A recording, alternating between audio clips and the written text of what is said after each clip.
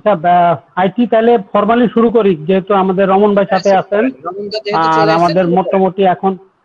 হ্যাঁ, আচ্ছা, আনুষ্ঠানিকভাবে আবারও শুরু করার জন্য বলতেছি যে বাংলাদেশের যে সিগনিফিক্যান্ট যে বিষাক্ত সাপের যে রাসেলস ভাইপার সাপটার যে একটা আতঙ্ক তৈরি হয়েছে আমাদের দেশে, এবং এতে অনেক মানুষ ইনজুরি হচ্ছে, বেশ কিছু মানুষ মারাও গেছে, এবং এ নিয়ে একটা আতঙ্কজনক পরিবেশ চলতেছে সারা বাংলাদেশে।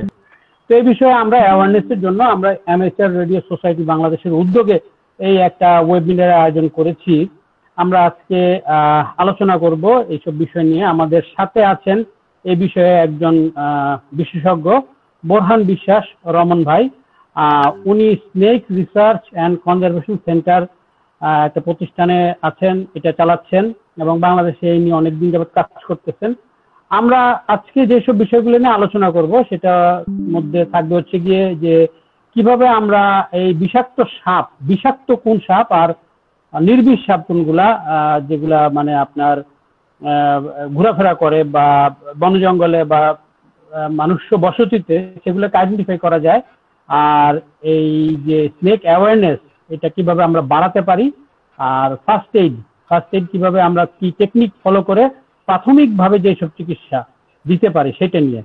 তো আমাদের সাথে আজকে এখানে এই ওয়েবিনারে আমাদের অ্যামেচার রেডিও সোসাইটি বাংলাদেশের কল সাইন হোল্ডার অনেকে আছে, এছাড়া স্কাউট সদস্য, এছাড়াও বাইরের অনেকেও যুক্ত আছে। তো আমরা শুরু করতে যাচ্ছি। শুরুর জন্য আমি অনুরোধ করছি নজরুল ভাই, আপনি শুরু করে রমেন ভাইকে মাইকটা হ্যান্ড ওভার করার জন্য। অনেক ধন্যবাদ কিলো ভিক্টর। আমাকে সবাই শুনতে পাচ্ছেন আশা করি। কিলো ভিক্টর, আপনি অলরেডি এর বিস্তারিত বলে ফেলছেন, আইটিও এর সম্পর্কে বিস্তারিত ব্যাখ্যা দিয়েছে। আমি আসলে আর বেশি ইন্টারাকশনে যাব না। আমি সরাসরি রমনদাকে অনুরোধ করব পুরো বিষয়টা যদি আপনি একটু আলোকপাত করেন বর্তমানের বিভিন্ন প্রেক্ষাপটে, তাহলে আমাদের জন্য সুবিধা হয়। আর কারো কোনো প্রশ্ন থাকলে ওনার আলোচনার শেষে আপনারা হ্যান্ড রেজ করে প্রশ্ন করবেন। আর কেউ যদি কথা বলতে না চান, দয়া করে মিউট রাখবেন আপনাদের মাইক্রোফোনগুলো। ধন্যবাদ। আমি আহ্বান জানাবো বোরহান বিশ্বাস রমনদাকে আজকের আলোচনা শুরু করার জন্য। ধন্যবাদ বোরহানদা। ধন্যবাদ। আসসালামু আলাইকুম। সম্মানিত সমস্ত যে সকল সদস্যগণ উপস্থিত আছেন, সবাইকে আমার শ্রদ্ধা, ভালোবাসা এবং শুভেচ্ছা। আর আপনাদেরকে ধন্যবাদ জ্ঞাপন করি যে এমন গুরুত্বপূর্ণ একটা সময় উপযোগী বিষয় নিয়ে আলোচনা করার ব্যবস্থা এবং আমাকে আলোচনা করার সুযোগ করে দেওয়ার জন্য। তো সর্বোপরি সবাইকে আমার ধন্যবাদ এবং ভালোবাসা। আসলে আমার কথা কি শোনা যাচ্ছে? কেউ যদি একটু বলেন। জি, পরিষ্কার শোনা যাচ্ছে, পরিষ্কার শোনা যাচ্ছে। আপনি আরেকটু মাইক্রোফোনের কাছাকাছি থাকলে মনে হয় আরেকটু ক্লিয়ার হবে। ধন্যবাদ। আচ্ছা, আমরা সমসাময়িক যে বিষয়গুলোর মধ্যে অন্যতম ট্রেন্ডি একটা যে বিষয়, সেটা হচ্ছে রাসেলস ভাইপার বা চন্দ্রবোরা সাপ। তো এই রাসেলস ভাইপার নিয়ে অনেক কথা আমরা গত বেশ কিছুদিন ধরে মিডিয়াতে শুনছি, সোশ্যাল মিডিয়াতে শুনছি, বিভিন্ন প্ল্যাটফর্মে আমরা এটা নিয়ে কথা শুনছি, বিভিন্ন তথ্য পাচ্ছি। অ্যাকচুয়ালি আসলে সেই সব তথ্যগুলো মানে কতটা সত্য, কতটা ভয় পাওয়া উচিত এই সাপটাকে এবং কতটা ভয় পাওয়া উচিত না, এই বিষয়গুলো নিয়ে আসলে আমরা কিছুটা হলেও আলোচনা করব। যেহেতু আপনারা সবাই মোটামুটি ট্রাভেল করেন এবং বিভিন্ন রিমোট এরিয়ায় যান, বিশেষ করে বনে জঙ্গলে বা যে সকল স্থানে বন্যপ্রাণী, সাপ, বিভিন্ন প্রাণী থাকার সম্ভাবনা থাকে, সেই সব অঞ্চলে যেহেতু আপনারা যান ট্রেকিং এ বা যে কোনো কাজে যান আপনারা, তো আমার মনে হয় যে এই বিষয়টা নিয়ে আপনাদের জানাটা অত্যন্ত জরুরি। কারণ আপনাদের সাথে বন্যপ্রাণী, বিশেষ করে সাপের কনফ্লিক্ট হওয়ার সম্ভাবনা অনেক বেশি থাকবে, যেহেতু আপনারা তাদের হ্যাবিটেটে যান।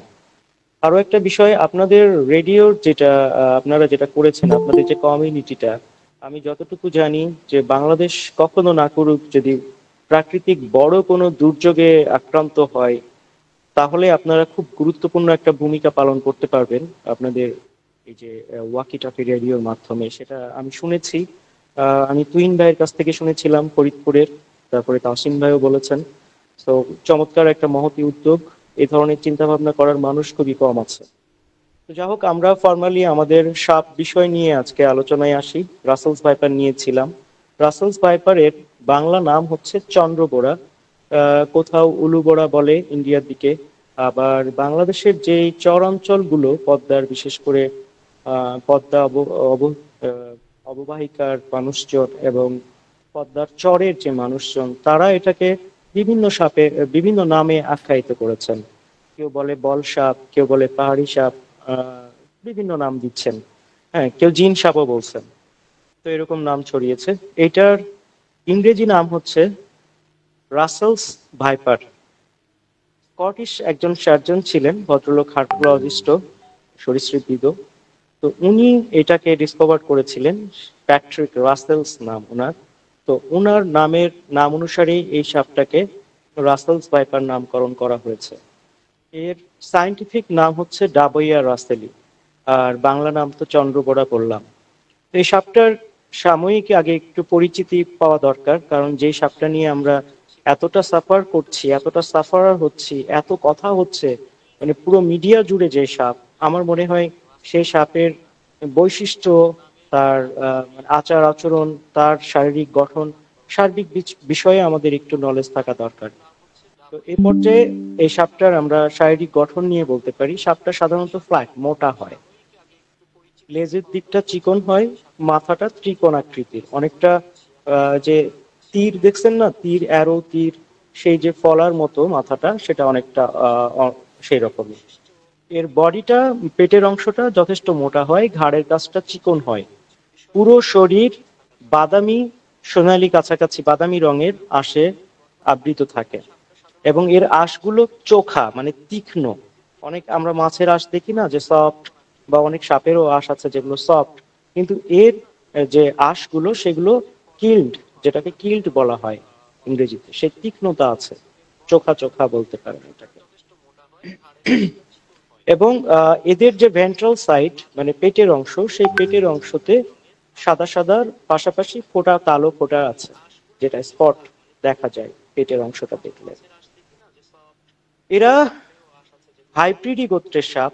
সাপ প্রধানত তিনটা গোত্রের আছে, এলাপিডি, কলোব্রিডি অ্যান্ড ভাইপ্রিডি। তো রাসেলস ভাইপার হচ্ছে ভাইপ্রিডি গোত্রের সাপ। ভাইপ্রিডি গোত্রের অন্যান্য সাপের মধ্যে আছে, যেমন আমরা বেশি চিনি যেটাকে র্যাটেল স্নেক, ওই যে মরুভূমিতে যেটা পাওয়া যায় ঝুমঝুম করে, যেটা লেজ বাজে, ঠিক এই একই প্রজাতির সাপেরা, মানে একই ফ্যামিলির এরা। তো রাসেলস ভাইপার বা ভাইপ্রিডি গোত্রের যত সাপ আছে, এদের বিষের ধরন হচ্ছে হেমোটক্সিন। হেমোটক্সিন আসলে বিষ আছে কত ধরনের সেটাও জানা দরকার। বিষ মোটামুটি আমরা কয়েকটা প্রজাতির সাপের বিষ পেয়ে থাকি। নিউরোটক্সিন প্রধানত, আমাদের দেশে যত বিষধর সাপ আছে তাদের ম্যাক্সিমাম গুলোরই হচ্ছে নিউরোটক্সিন, এবং ল্যান্ড এবং সমুদ্রে যেগুলো আছে। এর বাইরে যেগুলো আমরা অন্যান্য বিষের ধরন পাই, সেটা হচ্ছে মেইন হেমোটক্সিন। নিউরোটক্সিন, টক্সিন হচ্ছে মেইন। এর সাথে আবার যৌগ আকারে থাকে মায়োটক্সিন, সাইটোটক্সিন, কার্ডিওটক্সিন, এই ধরনের যে অন্যান্য উপাদানগুলো, সেগুলো এর সাথে সংযোগ আকারে থাকে। তো রাসেলস ভাইপারের ভেনম হেমোটক্সিন, এবং হেমোটক্সিনের সাথে মায়োটক্সিনের যৌগ থাকে। হেমোটক্সিনের কাজ কি? হেমোটক্সিন এক ধরনের যে সিরাম বলা হয়, সেই সিরাম, এটা রাসেলস ভাইপার বা চন্দ্রবোরা সাপের বিষ, এবং এই বিষের মধ্যে অনেকগুলো প্রোটিন এবং এনজাইমস থাকে। যেমন আর কেউ যদি সাপের বিষ খেয়ে ফেলে, তার পেটে যদি কোনো ক্ষত না থাকে, মুখে কোনো ক্ষত না থাকে, দাঁতের গোড়ায় যদি কোনো ক্ষত না থাকে, তাহলে কিন্তু তার কোনো সমস্যা হবে না, সে মারা যাবে। হ্যাঁ, বরং এটা ব্লাডের সংস্পর্শে আসলে এটা নিয়ে এফেক্ট তৈরি হয়। তো এইটা যখন কারো শরীরে প্রবেশ করে, রাসেলস ভাইপারের হেমোটক্সিন বিষ যখন কোনো মানুষের শরীরে প্রবেশ করে বা কোনো প্রাণীর শরীরে রক্তে প্রবেশ করে, তখন প্রথমত যেটা করে সেটা হচ্ছে এর ব্লাড সেলগুলোকে ভেঙে দেয়। মানে আমাদের যে রক্তের যে গাঠনিক প্রক্রিয়া, যে প্রক্রিয়ায় আমরা যেমন ব্লাড ডোনেট করার সময় যে ব্যাগে আমরা দেখতে পাই, সেটা একটা গঠন আছে কিন্তু। ঠিক ওই যে ব্লাড কালেক্ট করা যে ব্যাগ, সেই ব্যাগের মধ্যে যদি আমরা কয়েক ফোঁটা রাসেলস ভাইপারের বিষ ঢেলে দিই, তো কিছুক্ষণ পরেই দেখা যাবে যে সেই ব্লাড গুলো ক্লটিং হয়ে গেছে, মানে ক্লট হয়ে গেছে, প্লাস হচ্ছে পানির যে জলীয় অংশটা সেটা ভেঙে আলাদা হয়ে গেছে, আর যেটা লোহিত কণিকা সেটা ভেঙে ক্লটিং হয়ে গেছে, মানে দলা দলা হয়ে যাওয়া। যেমন গরু বা ছাগল জবেহ করলে যেটা হয় যে কিছুক্ষণ পরে রক্তগুলো শুকিয়ে জমাট বেঁধে ক্লটিং হয়ে যায়, ঠিক সেই ক্লট হয়ে যায়। তো হয় কি, আমাদের যে স্বাভাবিক রক্ত সঞ্চালন প্রক্রিয়া, সেই সঞ্চালন প্রক্রিয়ায় এটা বাধাগ্রস্ত করে, এবং কি হয়, ব্লাড সেলগুলোকে ভেঙে ফেলে রক্তটা হচ্ছে স্বাভাবিক অবস্থায় আর থাকে না। তখন কি হয়, আরো যেটা করে, আমাদের ব্লাড কিন্তু শিরার মাধ্যমে চলাচল করে, ভেনের মাধ্যমে, আপনারা জানেন। তো ব্লাড পরিবাহী যে ভেন গুলো, সেই ভেন তো কিছু দিয়ে একটা গঠিত নালী, তাই না, একটা পাইপের মতো। তো সেই যে নালী বা ভেন, সেটা যে টিস্যু দ্বারা গঠিত হয়, যে মাসল টিস্যু দ্বারা, সেই টিস্যুকেও ড্যামেজ করে ফেলে। এতে করে কি হয়, ব্লাড ভেন থেকে বের হয়ে এসে লোকাল এরিয়ায় ছড়িয়ে পড়ে, এবং সেটা ওই যে তখন হাতের উপরে ফোস্কা পড়ে যায়, ব্লিস্টার হয়ে যায়। আগুনে পুড়ে গেলে যেমন ফোস্কা পড়ে ফুলে ফুলে উঠে কালো হয়ে যায় না, ঠিক সেরকম ফোস্কা পড়ে ওখানে ব্লিস্টার হয়ে যায়। পরবর্তীতে এটা যদি কেউ দ্রুত চিকিৎসা না নেয় এবং এখান থেকে ইনফেকশন হয়ে গ্যাংগ্রিন হয়ে সে হাত বা পা বা আক্রান্ত অঙ্গ কেটে ফেলতে হতে পারে। তো রাসেলস ভাইপারের মূলত সাপের বিষের যে বাহ্যিক যে আমরা সিমটমটা দেখতে পাবো, সেগুলো হচ্ছে লোকাল এরিয়ায়, মানে যেখানে কামড় হবে তার আশপাশ দিয়ে ফুলে উঠবে, হ্যাঁ, বাইট মার্কের আশপাশ দিয়ে ব্লিস্টার পড়বে, কালো কালো হয়ে ফুলে উঠবে। এবং আর যেটা হবে যে রোগী প্রচন্ড পেইন ফিল করবে, তার ইউরিনের মাধ্যমে ব্লাড যেতে পারে, তার দাঁত, মুখ, নাক, কান দিয়ে ব্লিডিং হতে পারে। এগুলো হচ্ছে এক্সটার্নাল সিমটম। তো এগুলো রাসেলস ভাইপার বা হেমোটক্সিন বিষযুক্ত সাপের কামড়ের মূলত এই ধরনের সিমটম গুলো দেখা যায়। এর বাইরে আর কি হতে পারে? এর বাইরে যেটা হচ্ছে যে সবচেয়ে বড় সমস্যা আমরা এখন যেটা ফেস করছি রাসেলস ভাইপারের কারণে, সেটা কিন্তু এর পরবর্তী সমস্যাটা। সেটা কি? সেটা হচ্ছে ইন্টারনাল যে আমাদের ফাংশন গুলো আছে, বিশেষ করে মানে ভাইটাল অর্গান যেটাকে বলতে পারি আমরা কিডনি, এটা কিন্তু কিডনিকে অ্যাফেক্ট করে, এবং কিডনিকে অ্যাফেক্ট করে কিডনি ফেলিওর হয়। দেখা যাচ্ছে রাসেলস ভাইপার বাইটের পরে অনেক রোগীর কিডনি ফেলিওর হয়ে মারা যায়, অথবা কিডনি অনেকবার করে ডায়ালাইসিস করতে হয়। আর আপনারা জানেন যে কিডনি ডায়ালাইসিস কতটা এক্সপেন্সিভ এবং কতটা কষ্টসাধ্য। তো সেই জায়গা থেকে এইটার যে ইন্টারনাল আরো সমস্যাগুলো হয়, যেমন লং টার্মে কিছু প্রবলেম দেখা দিতে পারে।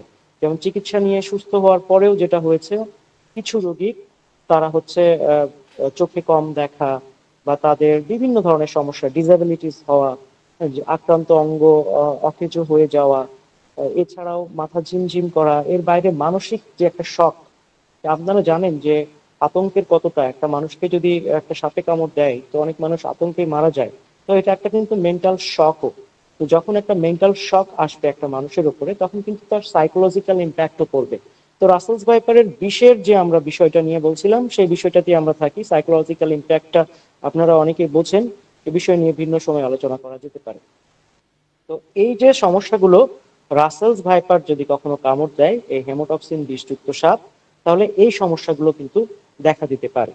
এবং এটার সমাধানের জায়গা হচ্ছে, রাসেলস ভাইপার কখনো কামড় দিলে আক্রান্ত ব্যক্তিকে প্রথমত যেটা করতে হবে, তার পাশে যারা থাকবে তারা আশ্বস্ত করবে যে তুমি আতঙ্কিত হও না, তুমি ভয় পেও না, এটার মেডিকেল চিকিৎসা আছে, এবং এটা মেডিকেল চিকিৎসা নিলে সুস্থ হয়ে যাবে। এই যে মেন্টাল সাপোর্ট, এই সাপোর্টটা কিন্তু খুব জরুরি। এই যে একটু আগে বললাম যে অনেক রোগী আছে যারা হচ্ছে হার্ট ফেলিওর হয়ে মারা যায়, আতঙ্কে মারা যায়। এবং যদি আতঙ্কিত হয় তাহলে স্বাভাবিকভাবে আমাদের হার্ট বিট বেড়ে যাবে এবং ব্লাড সার্কুলেশন বেড়ে যাবে। আর যদি ব্লাড সার্কুলেশন বেড়ে যায় তাহলে কিন্তু বিষক্রিয়াও দ্রুত হবে।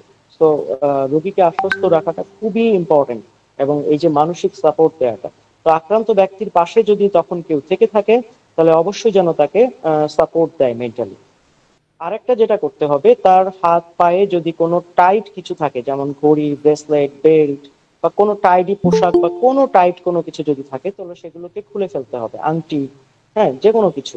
তো এগুলো খুলে ফেলতে হবে, এগুলো খুলে দেওয়াটা খুব জরুরি। এর বাইরে যেটা করবে, তাকে হাঁটাচলা করতে দেয়া যাবে না, কোনোভাবেই যেন তাকে হাঁটাচলা করতে না দেয়। যদি কোনো কারণে কারো হাতে বাইট হয়, তাহলে সে অল্প কিছু হাঁটলেও খুব স্লোলি হাঁটবে এবং দ্রুত যে কোনো মোটর যানে চড়ে, মানে দ্রুত যানে চড়ে তাকে মেডিকেলে চিকিৎসা নিতে হবে। মেডিকেলে এটার চিকিৎসা আছে, যত দ্রুত চিকিৎসা নিতে পারবে, এটার যে ইন্টারনাল সমস্যাগুলো হয়, মানে কিডনি ফেলিওর করা, অন্যান্য যে সমস্যাগুলো তৈরি করা, সেগুলো কিন্তু তত কম হবে এবং বাঁচার চান্স অনেকাংশে বেশি হবে। কেউ রাসেলস ভাইপারের বাইটের পরে 2 ঘন্টার মধ্যে যদি মেডিকেলে পৌঁছাইতে পারে, তাহলে তার বাঁচার চান্স 100% থাকবে। আমরা কিন্তু অনেকেই বলছি যে না, এটা বাঁচার চান্স নেই বা এরকম কিছু, এগুলো একদম ভুল ধারণা। বরং যারা লেট করবে তারা কিন্তু এই সমস্যাটা ফেস করবে, যে লং টার্ম যে ডিসাবিলিটিস, সেই ডিসাবিলিটিস হওয়ার চান্সেস থাকবে তাদের। তো এই বিষয়টাই আমাদেরকে খুব বেশি খেয়াল রাখতে হবে, যে আফটার স্নেক বাইট রোগীকে হাঁটাচলা করা যাবে না। আর একটা বিষয়, যদি রোগীর পায়ে কামড় দেয় তাহলে কোনোভাবেই হাঁটাচলা করা যাবে না, তার আক্রান্ত পাকে অকেজো করতে হবে, মানে পাটাকে যেন অচল করে রাখা যায়, অচল করে তাকে স্ট্রেচারে করে হোক বা যে কোনো ভাবে দ্রুত মেডিকেল নিতে হবে। যদি হাতে কামড় দেয়, যদি আমাদের এরকম হাতে কামড় দেয়, ধরেন যদি আমার এই হাতের এই জায়গাটায় যদি কামড় দেয়, তাহলে আমার হাতটাকে কি করতে হবে, চেষ্টা করতে হবে এরকম অকেজো করে রাখার, অথবা এরকম ভাবে সোজা করে রাখার। মানে আমি চাইলেই তখন এরকম বা এরকম এটা করলে এটা কিন্তু ক্ষতিগ্রস্ত হবে। তো আমাদেরকে চেষ্টা করতে হবে হয় সোজা রাখতে হবে, অথবা একবারে বাঁকা করে এইভাবে ঝুলিয়ে রেখে দ্রুত মেডিকেলে যেতে হবে। তো এই প্রক্রিয়াটা আমাদেরকে খেয়াল রাখতে হবে। ওই অবস্থায় কোনোভাবেই কোনোভাবেই রোগীকে কোনো কিছু খাওয়ানোর চেষ্টা করা যাবে না। আক্রান্ত অংশ যেটা, যেখানে রাসেলস ভাইপার বা যে কোনো সাপের কামড় হবে, এই যে কথাগুলো বলছি এগুলো সব সাপের ক্ষেত্রেই কিন্তু কার্যকর। হ্যাঁ, রাসেলস ভাইপারের ক্ষেত্রে একটা বিষয় যে দ্রুত, যে সব সাপের ক্ষেত্রেই দ্রুত চিকিৎসা নিতে হবে, কিন্তু রাসেলস ভাইপারের ক্ষেত্রে যত দেরি করবে এই সমস্যাগুলো তত হবে। তো এই বিষয়গুলো কিন্তু খেয়াল রাখতে হবে সব সর্পদংশনে, যে কোনো বিষধর সাপের কামড়ে। তো এইভাবে তাকে রোগীকে জাগিয়ে রাখতে হবে, রোগীকে ঘুমাইতে দেওয়া যাবে না, রোগীকে সব সময় কথা বলতে হবে রোগীর সাথে, তাকে জাগিয়ে রাখতে হবে, আশ্বস্ত করতে হবে, কোনো প্রকার পানাহার করতে দেওয়া যাবে না, খাবার দেওয়া যাবে না। এবং যত দ্রুত সম্ভব নিকটস্থ যেখানে মেডিকেল সেন্টার আছে, যেখানে স্নেক বাইটের ট্রিটমেন্ট দেওয়া হয়, ঠিক সেই জায়গায় যেতে হবে এবং চিকিৎসা নিতে হবে।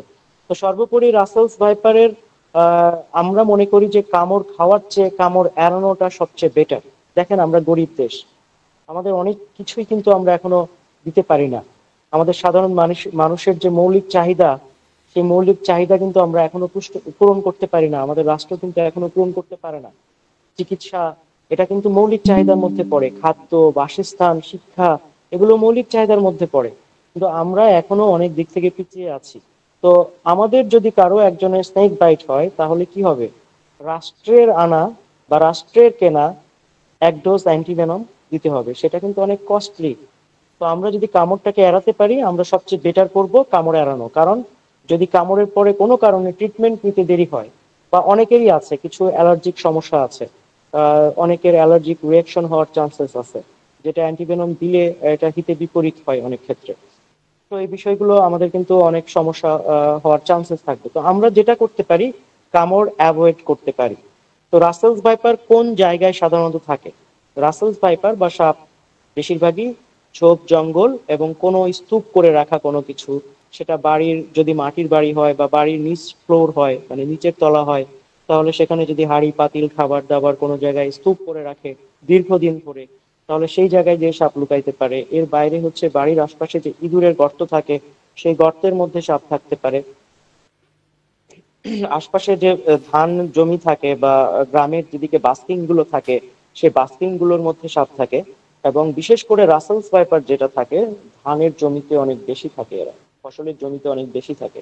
তো ফসল কাটার ক্ষেত্রে, ফসলের জমিতে কাজ করার ক্ষেত্রে, এক কথায় ওভারঅল কৃষি কাজের ক্ষেত্রে আমাদেরকে কিছু সতর্কতা অবলম্বন করতে হবে, যেন আমরা কামড়টা অ্যাভয়েড করতে পারি। যদি আমরা excuse me, যদি আমরা কামড়টাকে অ্যাভয়েড করতে পারি, তাহলে আমাদের অনেকগুলো সুবিধা আছে। যেমন 1 ডোজ অ্যান্টিভেনম কিন্তু বেঁচে যাবে। আর রাসেলস ভাইপার কামড় দিলে কিন্তু আসলে 1 ডোজ অ্যান্টিভেনমে হয় না। আমি বেশিরভাগ ক্ষেত্রেই দেখেছি 2 ডোজ, 3 ডোজ, 4 ডোজ পর্যন্ত অ্যান্টিভেনম রাসেলস ভাইপারের এগেনস্টে লাগে।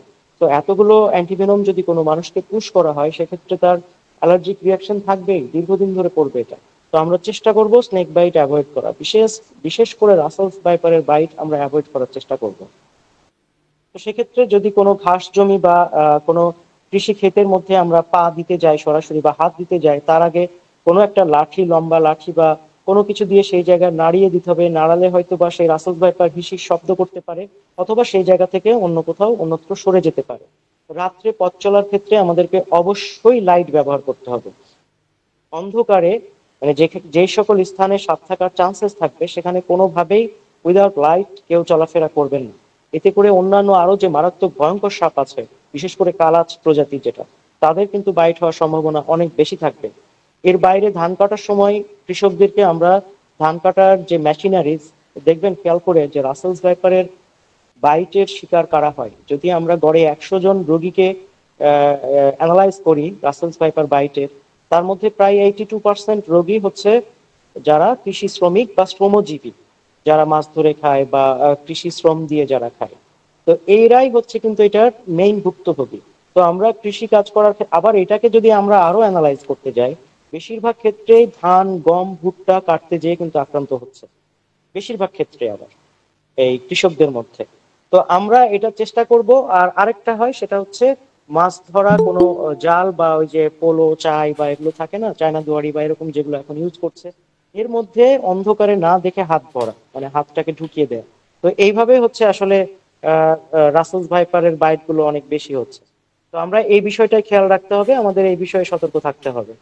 তো এই বিষয়গুলোকে যদি আমরা সতর্ক থেকে চলতে পারি, তাহলে কিন্তু আমরা স্নেক বাইট এড়াতে পারি। ধান কাটার ক্ষেত্রে যদি আমরা ধানের জমিগুলোতে কৃষি শ্রমিকের ব্যবহার কমিয়ে যদি যান্ত্রিক যে কৃষি যন্ত্রপাতি এখন আছে, ধান কাটার মেশিন আছে, ধান মাড়াইয়ের মেশিন আছে, সব যান্ত্রিক ভাবে করা যায়, এভাবে যদি করতে পারি উপদ্রুত অঞ্চলগুলোতে, তাহলে কিন্তু আমরা এই রাসেলস ভাইপারের বাইট বা রাসেলস ভাইপারের যে কনফ্লিক্ট ইনসিডেন্ট, এগুলো কিন্তু অনেকাংশে কমিয়ে আনতে পারবো, অনেকাংশে রিডিউস করে ফেলতে পারবো। তো এই বিষয়গুলোতে আমাদেরকে সতর্ক থাকতে হবে। তো রাসেলস ভাইপার নিয়ে আমরা অনেক কথা বললাম। আসলে অনেক বিষয় নিয়ে আরো কথা বলার আছে, আমাদের কিছু স্বল্প পরিচিতির বিষয় আছে এখানে। যদি সেটা কমপ্লিট থাকে তাহলে আমি সেটাকে দেখানোর জন্য অনুরোধ করব। আমাদের প্রথমে আমরা নির্বিষ সাপগুলো দেখাবো, যেহেতু আপনারা ট্রাভেল করেন এবং খুব দুর্যোগের মুহূর্তে সবসময় কিন্তু সাপ বা অন্য প্রাণীও কিন্তু আক্রান্ত হবে। সেক্ষেত্রে যদি দুর্যোগের সময় আপনাদেরকে কোনো রুরাল এলাকায় যে কাজ করতে হয়, তাহলে সেক্ষেত্রে আপনারা এই সাপগুলো যদি চিনে রাখেন, তাহলে আপনাদের কোনটা বিষধর কোনটা নির্বিষ, হ্যাঁ, এবং কোনটার বৈশিষ্ট্য কি এটা জানতে পারলে আপনাদের জন্য কিন্তু অনেকটা সুবিধাজনক হবে এই কাজটা। তো আমি এখন রিকোয়েস্ট করব যিনি হোস্ট আছেন উনি যেন একটু সেই স্লাইডটা শো করেন যেখানে আমাদের রাসেলস ভাইপার সহ অন্যান্য সাপের একটা স্বল্প পরিচিতির জন্য যে একটা স্লাইড রেডি করা আছে। এখন মেইন ইয়েতে চলে আসি, আমাদের সময় কম আছে। তো ওপরে যে এখন স্ক্রিনে আপনার সাপটা দেখতে পাচ্ছেন, জানি আপনাদের এখানে স্ক্রিনে হয়তো সাপটা খুব স্পষ্ট হবে না, তারপরেও আপনারা এই সাপগুলোর বৈশিষ্ট্য নিয়ে জানতে পারলে হয়তো ভবিষ্যতে উপকার হবে বা যদি কোনোটা কাজে লাগে। তো আমি প্রথম দাঁড়ার সাপটা, যেটা প্রথম সাপ ছিল সেটাতে থাকতে বলছি। হ্যাঁ, এটা হচ্ছে দাঁড়ার সাপ। এটা আমাদের বাংলাদেশে দুইটা উপপ্রজাতি পাওয়া যায়, একটা হচ্ছে ইন্ডিয়ান র্যাট স্নেক, একটা হচ্ছে ইন্দো চাইনিজ র্যাট স্নেক। তো এই যে দুইটা দাঁড়ার সাপ আছে দুই প্রজাতির, এরা প্রচুর পরিমাণে ইঁদুর খায় এবং ইঁদুর খেয়ে এদেরকে কৃষকের বন্ধু বলা হয়। সাধারণত আমরা এই সাপটার সাথে গোখরা সাপকে গুলিয়ে ফেলি, অনেকটা বডি স্ট্রাকচার এবং কালার কিছুটা কাছাকাছি হওয়ার কারণে, এবং বিশেষ করে হ্যাবিটেটটা ওদের একই কাছাকাছি হওয়ার কারণে অনেকেই কিন্তু গুলিয়ে ফেলি। তো রাসেলস ভাইপারের মাথাটা ছোট হবে, সরি, এই যে দাঁড়ার সাপ যেটা র্যাট স্নেক, এই র্যাট স্নেকের মাথাটা ছোট হবে এবং চোখ বড় হবে, ঘাড়টা চিকন, আর লম্বা বডি হবে, লেজটা লম্বা থাকবে। এরা সাধারণত আমাদের বাড়ির আশপাশে ঝোপঝাড়ে থাকতে পছন্দ করে এবং কৃষি জমিতে থেকে এরা কৃষকের প্রচন্ড উপকার করে। এক কথায় এই সাপকে কৃষকের বন্ধু বলা হয়। এই সাপটা মোটামুটি আমাদের বাংলাদেশে আছে এবং এই সাপটা একেবারে নির্বিষ প্রজাতির সাপ। এরা বছরে একবার ডিম পাড়ে এবং ডিম থেকে এদের বাচ্চা ফুটে বের হয়। নেক্সট। আচ্ছা, এই দেখেন সাপটার নাম কিন্তু দেয়া আছে কালনাগিনী সাপ। হ্যাঁ, নাম যদিও কালনাগিনী, কিন্তু এর কিন্তু বিষ নেই। এটা হচ্ছে মৃদু বিষ্ধর, মানে এ যে টিকটিকিটা খায় শুধু টিকটিকিকে মারার ক্ষমতা ওর আছে, বা একটা ব্যাঙ খেলে সেই ব্যাঙকে মারার ক্ষমতা ওর আছে। মানুষকে এর বিষ মানে মৃদু বিষ হওয়ার কারণে, যেটাকে মাইল্ডলি ভেনোমাস বলা হয়, সেই মাইল্ডলি ভেনোমাস নেই কিন্তু এটা, এদের বিষ নেই। সাধারণত এরা তাল গাছ, নারিকেল গাছ, সুপারি গাছে থাকতে পছন্দ করে। এরা টিকটিকি, অন্যান্য যে পোকামাকড় খেয়ে আমাদের পরিবেশ প্রকৃতির প্রচুর উপকার করে। এরা মানুষের জন্য অত্যন্ত উপকারী একটা সাপ।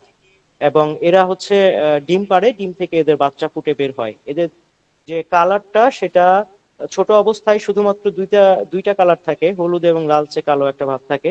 কিন্তু যত এরা বড় হয় তত এদের শরীরে খুব বাহারি কালার হয়, লাল, হলুদ, ফোটা, সবুজ এবং ছোপ ছোপ সুন্দর দাগ থাকে। তো এই সাপটা কিন্তু দেখতেও অনেক চমৎকার, আর এই দেখতে চমৎকার হওয়ার কারণে এই সাপটা অনেক ধরে মানুষ বিক্রি করার চেষ্টা করে, বিশেষ করে বেড়েদের কাছে। এরা এটা খুবই চাহিদার একটা সাপ, এবং এই সাপটা এভাবে কিন্তু আমাদের দেশ থেকে বিলুপ্ত হয়ে যাচ্ছে। এটা আমাদের গাছের ফল থেকে শুরু করে অন্যান্য যে প্রাকৃতিক যে গাছগুলো আছে বিভিন্ন ধরনের, বিশেষ করে সুপারি, নারিকেল এবং এই ধরনের গাছগুলোর এরা খুব উপকার করে থাকে। আর এই ধরনের গাছগুলোতেই এরা সাধারণত থাকতে পছন্দ করে। এটা মানুষের জন্য খুবই উপকারী একটা সাপ। নেক্সট, এই যে ঘরগিন্নি, যেটাকে আমরা অল্প স্নেক বলি বা কমন অল্প স্নেক বলা হয়, এটা সাধারণত মানুষের বাসায় থাকে, মানুষের বাড়িতে কিন্তু থাকে। এই সাপটাকে অনেকে রাসেলস ভাইপার ভেবে গত কিছুদিন ধরে প্রচুর পিটিয়ে পিটিয়ে মারছে।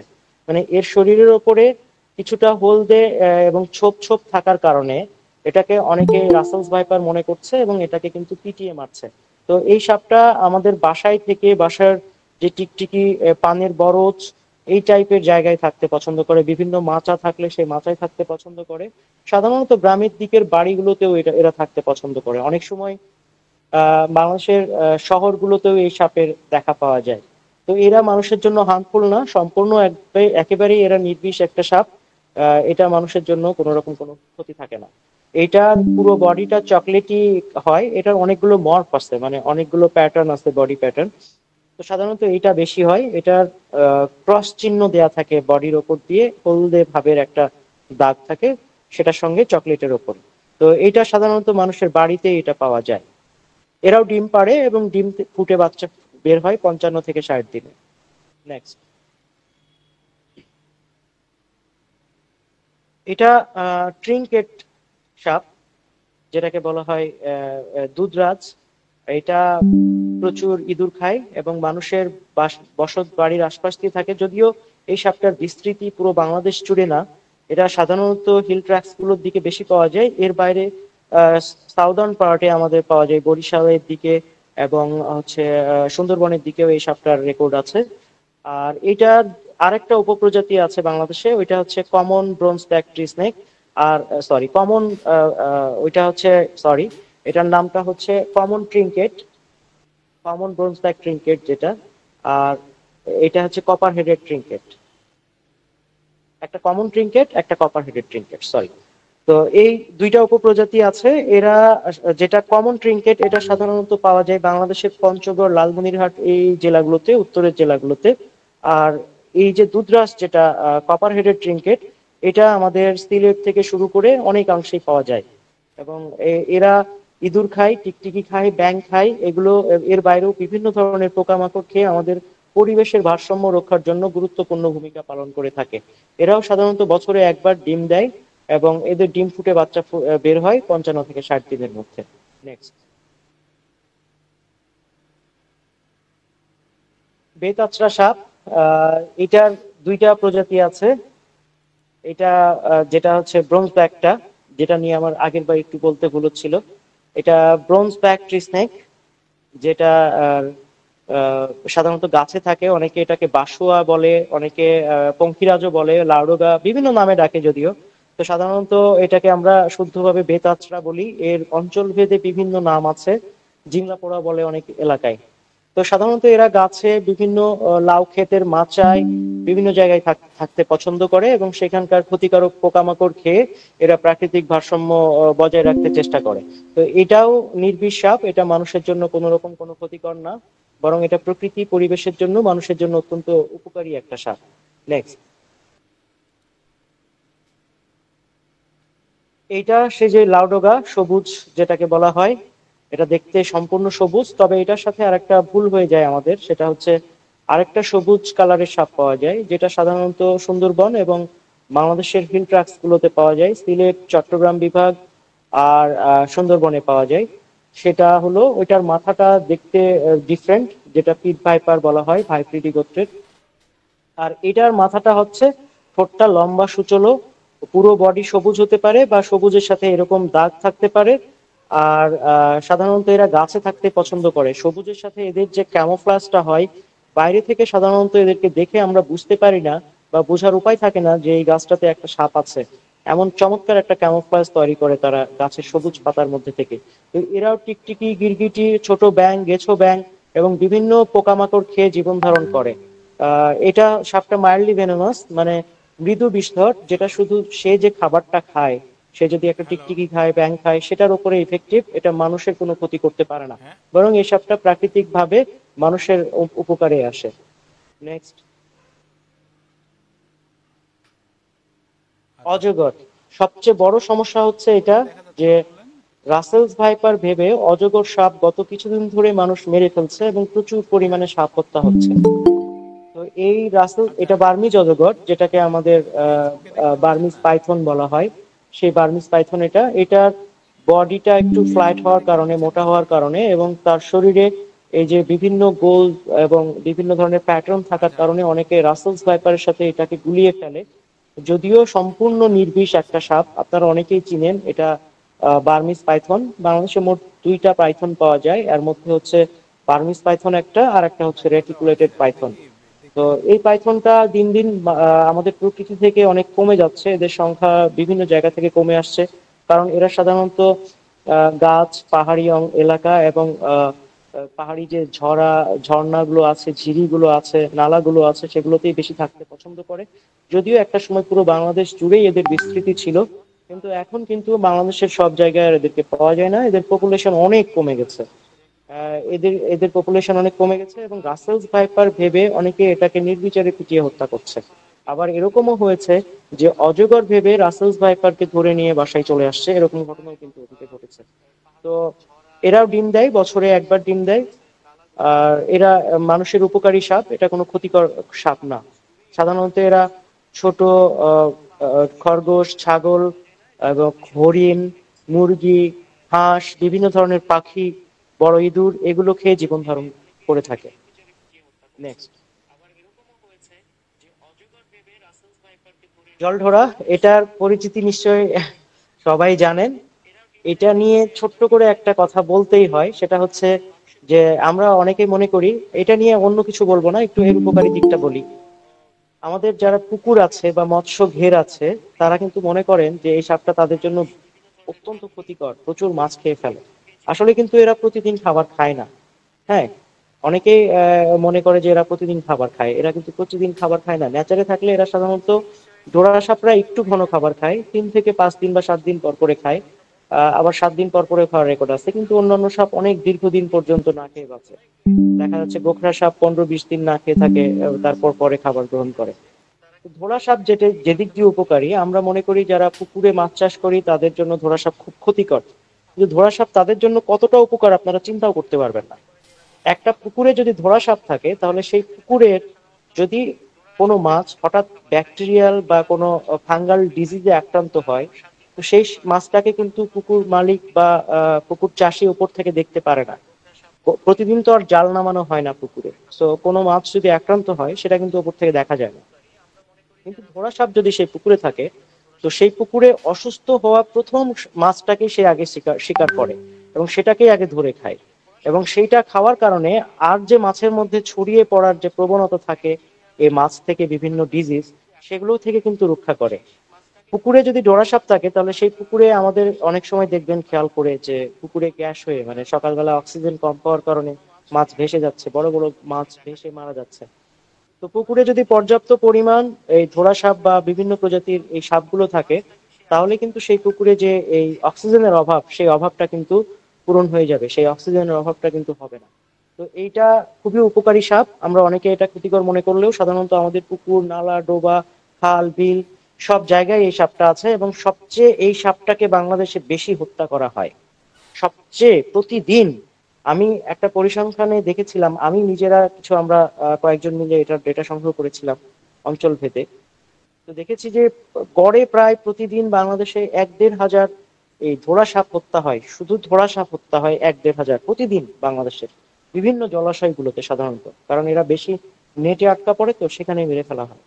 এইভাবে কিন্তু চলতে থাকলে আমাদের জলাশয়গুলো একসময় কিন্তু ওই যে প্রাকৃতিক ভারসাম্য হারানোর যে বিষয়গুলো, বিভিন্ন মাছ বিভিন্ন প্রাণী এগুলো হারিয়ে যাচ্ছে প্রাকৃতিক জলাশয় থেকে, এগুলো কিন্তু বাড়তে থাকবে। নেক্সট, মাইটটা সাপ, এটা সাধারণত পানির সাপ। এটা দেখতে অনেকটা খুবই গ্লসি, মানে অনেকটা গ্লো করে, শরীরে যদি লাইট পড়ে রাত্রের বেলায় তাহলে নীল একটা রিফ্লেক্ট তৈরি হয় নিচে এবং রেইনবোর মতো হয়।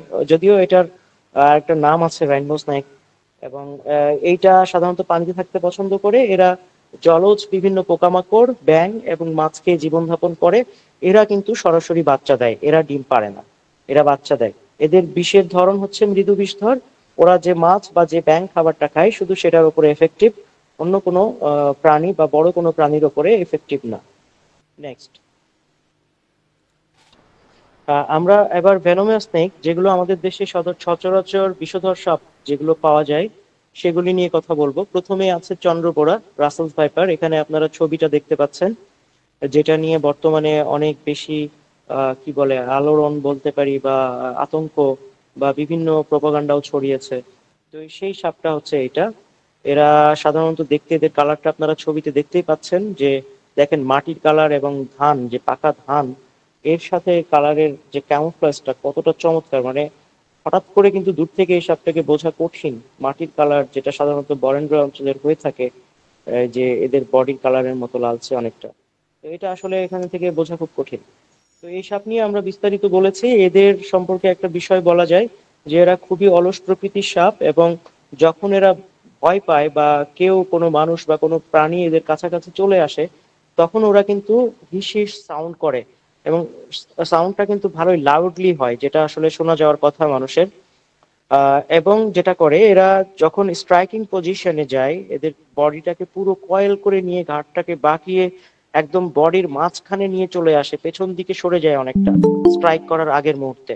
তো এবং তখন হচ্ছে খুব দ্রুত গতিতে স্ট্রাইকটা করে, এবং স্ট্রাইকটা এত দ্রুত গতিতে করে যে আসলে চোখের পলক ফেলার আগেই সেই স্ট্রাইকটা কিন্তু কমপ্লিট হয়ে যায়। তো কামড়ের ক্ষেত্রে এরা যথেষ্ট ফাস্ট, এটা ঠিক। এই নিয়ে যে তেড়ে এসে কামড় দেয়, বা মানুষের বাসায় উঠে কামড় দেয়, বিছানায় উঠে কামড় দেয়, বা ধেয়ে আসে উড়ে এসে কামড় দেয়, এই কথাগুলো বা এই তথ্যগুলো একদমই সত্য না। তো সাপটাকে চিনে রাখুন, আপনাদের যাদের এলাকায় এই সাপটা আছে তাদের জন্য এটা সুবিধা হবে চিনে রাখলে, যে পরবর্তী যেন এটা বিষয় নিয়ে করা যায়। রাসেল ব্যাপার নিয়ে আমরা আরো কথা বলবো, একটু পরে সেই বিষয়টি নিয়ে কথা বলবো। তো আমরা নেক্সট যে ভেনোমাস স্নেকটা আছে সেটাতে যাই।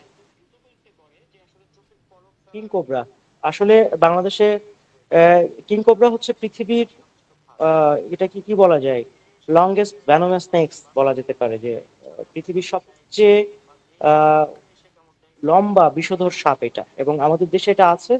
এটা আমাদের হিল ট্র্যাক্স গুলোতে আছে, সুন্দরবনে আছে, যদিও এদের সংখ্যা খুবই কম। তবে এদেরকে লোকালয়ে পাওয়া যায় না, লোকালয়ে সাধারণত এরা আসে না, অনেক বড় হওয়ার কারণে সাধারণত এরা ডিপ ফরেস্টে থাকতেই পছন্দ করে, এবং ডিপ ফরেস্টে এরা থাকে। তো এরা সাধারণত টেরিটরি মেনটেন করে, এবং এই সাপটা অনেক লম্বা হয়, 18 থেকে 20 ফিট পর্যন্ত এরা লম্বা হতে পারে। এরা গোখরা মতো ফনা ধরে, এই যে দেখতে পাচ্ছেন যে একটা ফনা ধরে আছে, হুড স্প্রাইট করেছে, কিন্তু এরা গোখরা প্রজাতির না। এদেরকে বলা হয় অফিওফেগাস হান্না, এর সাইন্টিফিক নেম এটা। তো এরা হচ্ছে সাধারণত অন্যান্য সাপ খেয়ে জীবনযাপন করে। তো এরা সাপ সাপ ছাড়াও ইঁদুর, অন্যান্য ছোট ছোট প্রাণী খেয়েও জীবনযাপন করে।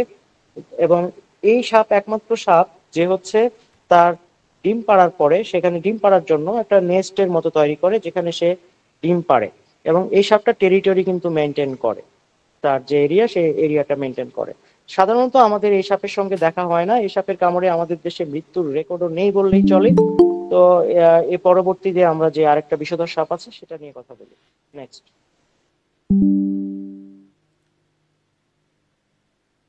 এটা হচ্ছে পদ্ম গোখরা। মনোক্লেট কোবরা, পদ্ম গোখরা। আমাদের দেশে যে দুই প্রজাতির গোখরা পাওয়া যায়, মানে পিওর যেটাকে নাজা গণের কোবরা বলা হয়, সেই পিওর কোবরা যদি বলি তাহলে এটা হচ্ছে পদ্ম গোখরা। সাধারণত বাংলাদেশের প্রায় সবগুলো অঞ্চলেই পদ্ম গোখরার বিস্তৃতি আছে। তো শুধুমাত্র এদের একটা ছবি দেখে এদেরকে আইডেন্টিফাই করা খুব কঠিন। তবে একটা বিষয় খেয়াল রাখতে হবে, কারণ এদের প্যাটার্ন অনেক অনেক অনেক, এদের মরফোলজিক্যাল ভেরিয়েশন অনেক। যেমন সুন্দরবনেরটার সাথে রাজশাহীর মিলবে না, আবার চট্টগ্রামের সাথে হচ্ছে যেটা উত্তরবঙ্গে আছে সেটার মিলবে না, বা বরিশালে যেটা আছে সেটার সাথে সিলেটেরটার মিলবে না। এরকম এদের ভ্যারিয়েশন আছে। কিন্তু যেটা খেয়াল করতে হবে, সাধারণত এদের হুডের পেছন অংশে, মানে ফনার পেছন অংশে যে একটা রাউন্ড চিহ্ন থাকে, সেটা হচ্ছে, এটা দেখে সাধারণত বোঝা যায়। অনেক ক্ষেত্রে এটার সেই চিহ্ন অস্পষ্ট থেকে থাকে। তো আমি যে নিউরোটক্সিন বিষযুক্ত সাপগুলোর কথা বলেছি, সেটা এটা একটা নিউরোটক্সিন সাপ, বিষযুক্ত সাপ এরা। এবং সাধারণত এরা আহ, সব জায়গায় থাকতে পছন্দ করে। এদেরকে পাহাড়েও পাওয়া গেছে, এদেরকে নদীতেও পাওয়া গেছে, এদেরকে সুন্দরবনেও পাওয়া যায়। তবে জলাভূমির আশপাশে থাকতে এরা একটু বেশি পছন্দ করে। এই বিষয়টা, এটা জলাভূমির আশপাশ দিয়ে যদি কোনো জায়গায় কখনো আপনারা কাজ করতে যান, সাধারণত ওইখানে কোনো গর্ত থাকলে সেই গর্তের মুখে পা দেওয়া বা সেগুলোতে কোনো কিছু করা থেকে বিরত থাকবেন। আর এদের যে রিসেন্ট একটা বৈশিষ্ট্য দেখা দিছে, সেটা হচ্ছে যে এরা আহ, কিছু প্রজাতির কিছু প্রজাতি বলবো না, কিছু এলাকার পদ্ম গোখরা ফিট করার চেষ্টা করছে, মানে তার বিষটাকে ছুঁড়ে মারার চেষ্টা করছে। যদিও সেটা খুবই কম রেঞ্জে, মানে খুব অ্যাকুরেসি না, এটা অ্যাকুরেট না এখনো। তো এটা নিয়ে অবজারভেশনের জায়গা আছে, এটা নিয়ে পরীক্ষা নিরীক্ষার গবেষণার জায়গা আছে, এটা সময় বলবে যে কি হবে। তো এরা সাধারণত বছরে একবার ডিম পাড়ে, ডিম পেড়ে এরা সে ডিম থেকে বাচ্চা ফুটে বের হয়ে থাকে। এদের খাবারের মধ্যে আছে ইল মাছ, বিভিন্ন ধরনের মাছ, টাকি মাছ, ইঁদুর, ব্যাং এবং পাখি সহ বিভিন্ন ধরনের খাবার এরা গ্রহণ করে থাকে। এদের খাবার বিভিন্ন ধরনের হতে পারে। নেক্সট, যে দুইটা বাংলাদেশে গোখরা পাওয়া যায় তার মধ্যে এইটা আরেকটা, এটা হচ্ছে স্প্যাকটিক্যাল কোবরা বা খোয়া গোখরা। খোয়া গোখরা আমাদের দেশের কিছু কিছু জায়গায় আছে, কিছু কিছু জায়গায় নেই। যেমন আমাদের রংপুর বিভাগে আছে, রাজশাহী বিভাগে আছে, খুলনা বিভাগে আছে, বরিশাল বিভাগেও পাওয়া যায়, যদিও পপুলেশনটা কম। কিন্তু চট্টগ্রাম এবং সিলেট বিভাগে সাধারণত এটাকে পাওয়া যায় না। ঢাকা বিভাগেও এটাকে পাওয়া যায়, ময়মনসিংহেও পাওয়া যায়। তো আমাদের যে চেনার উপায় সেটা হচ্ছে, এদের যে পিছনের হুড, সেই হুড মার্কে খেয়াল করে দেখবেন যে ইউ আকৃতির একটা শেপ আছে, যেটা দেখলে বুঝবেন যে এটা খোয়া গোখরা। এর আগে যে পদ্মা গোখরাটা দেখালাম সেখানে কিন্তু একটা গোল আকৃতির বা এই যে চিহ্নটা, সেটা মানে কি টাচড। আর এই যে খোয়া গোখরায় যেটা, এটা কিন্তু ডিটাচ। দেখেন সেই ইউ যে আকৃতিটা উপরের অংশে, যে এটা কিন্তু ডিটাচড, মানে টাচ করে নেই, দুইটা একসাথে কিন্তু টাচ করে নেই, এটা আলাদা থাকবে।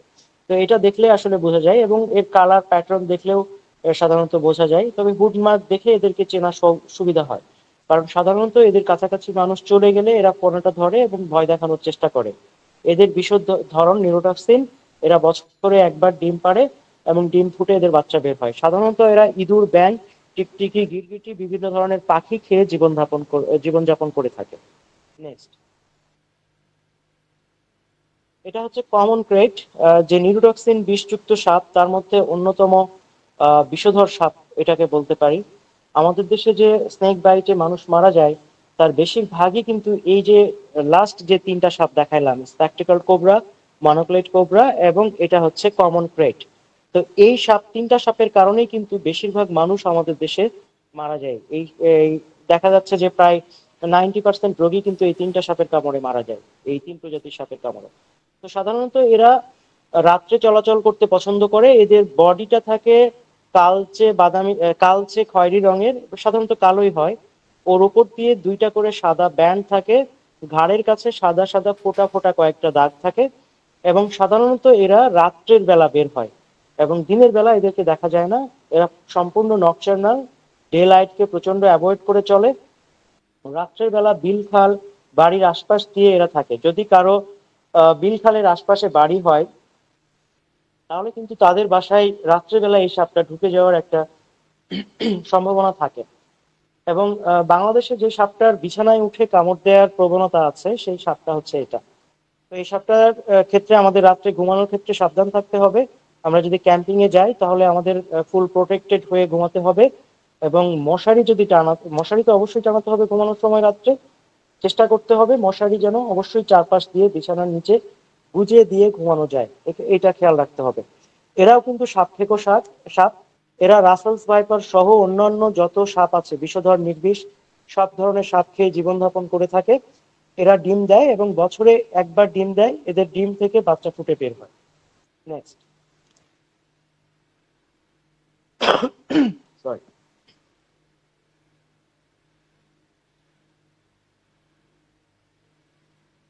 আচ্ছা, নেক্সট যে সাপটা আমরা দেখছি এটা শঙ্খিনী। এইটা মনে হয় বাংলাদেশে যত মানুষ আছে সাপের মানে অন্যান্য সাপকে যারা দেখতে পারে না, এই সাপটাকে তারা দেখতে পারে। তো ব্যান্ডেড ক্রেট শঙ্খিনী সাপ, ক্রেট প্রজাতির একটা অন্যতম বিষধর সাপ, কিন্তু অত্যন্ত শান্ত একটা সাপ। কারণ এরা সাধারণত মানুষকে কামড় দেয় না, এদের কামড়ের প্রবণতা খুবই কম, এদের কামড়ের রেকর্ড নেই বললেই চলে। এরা অন্যান্য সাপ খেয়ে থাকে, বিশেষ করে রাসেলস ভাইপার খাওয়ার ক্ষেত্রে এই সাপটা সবচেয়ে অগ্রগণ্য ভূমিকা পালন করে থাকে। আমাদের যদি কখনো রাসেলস ভাইপার উপদ্রব কোনো এলাকায় বেশি মনে হয়, তো প্রাকৃতিকভাবে আমরা এই সাপটা দিয়ে কিন্তু চেষ্টা করলেই নিয়ন্ত্রণ করতে পারবো। তো এইটা ক্রেট প্রজাতির অন্যতম বিষধর সাপ। এদের দেখলেই চিনতে পারবেন, পুরো বডিতে কালো এবং হলুদ যে ব্যান্ড গুলো আছে সেই ব্যান্ড দ্বারা যুক্ত থাকে, এবং ওরা অনেক লম্বা হয়। এদের বিশেষ ধরন নিউরোটক্সিক। এরা অন্যান্য বিষধর সাপ সহ যে কোনো সাপ খেয়ে জীবনযাপন করে, এর বাইরেও ইঁদুর বা ব্যাং এই টাইপের খাবারও এরা খেয়ে থাকে। এরাও ডিম দেয়, বছরে একবার ডিম দেয় এবং এদের বাচ্চা ফুটে বের হয়। নেক্সট, এটা হচ্ছে লেজার ব্ল্যাক রেট, যেটা ব্ল্যাক রেটের দুইটা যে আমাদের দেশে পাওয়া যায়, তার মধ্যে একটা গ্রেটার, একটা হচ্ছে লেজার। তো এটা লেজার, এইটা সাধারণত আমাদের বাংলাদেশের বেশিরভাগ জেলাতেই বিস্তৃতি আছে, বিশেষ করে উপরের অংশের, বিশেষ করে রাজশাহী, রংপুর, তারপরে খুলনা, ঢাকা বিভাগ, এই অংশগুলোতে এদের বিচরণ অনেক বেশি। এরাও অন্যান্য সাপ খেয়ে জীবনযাপন করে, সাধারণত এরা রাতের বেলা বের হয়। আহ এরা এদের কামড়ের রেকর্ড খুব কম আছে, যদিও কিছু ইনসিডেন্ট আছে এদের রেকর্ড, তবে এদের যে মানুষকে কামড়ের প্রবণতা সেটা খুব কম, নাই বললেই চলে, তেমন রেয়ার কেস আছে এদের কিছু। তো এরা অন্যান্য সাপ খেয়ে জীবনযাপন করে এবং রাত্রে বেলা বের হয়। এরা বছরে একবার ডিম পাড়ে। পুরো বডিটাই কিন্তু এদের ব্ল্যাক হয় এবং মাথাটা খুব ছোট্ট হয়, আর বডিটা অনেক শাইনি, গ্লোই হয়, অনেক রাত্রের বেলা অনেকটা রিফ্লেক্ট করে লাইট পড়লে, অনেক চকচকে যেটাকে বলা যায়। তো এই সাপটাও রাতের বেলা বের হয়, দিনের বেলা সাধারণত আমরা এটাকে দেখতে পাই না। নেক্সট,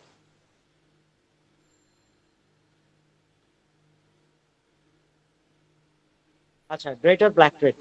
আচ্ছা, গ্রেটার ব্ল্যাক রেট এটা আমাদের দেশের আহ, চট্টগ্রাম বিভাগ এবং সিলেট বিভাগে এই সাপটাকে পাওয়া যায়। এই যে ব্ল্যাক রেটের দুইটা, একটা হচ্ছে লেজার এবং একটা গ্রেটার।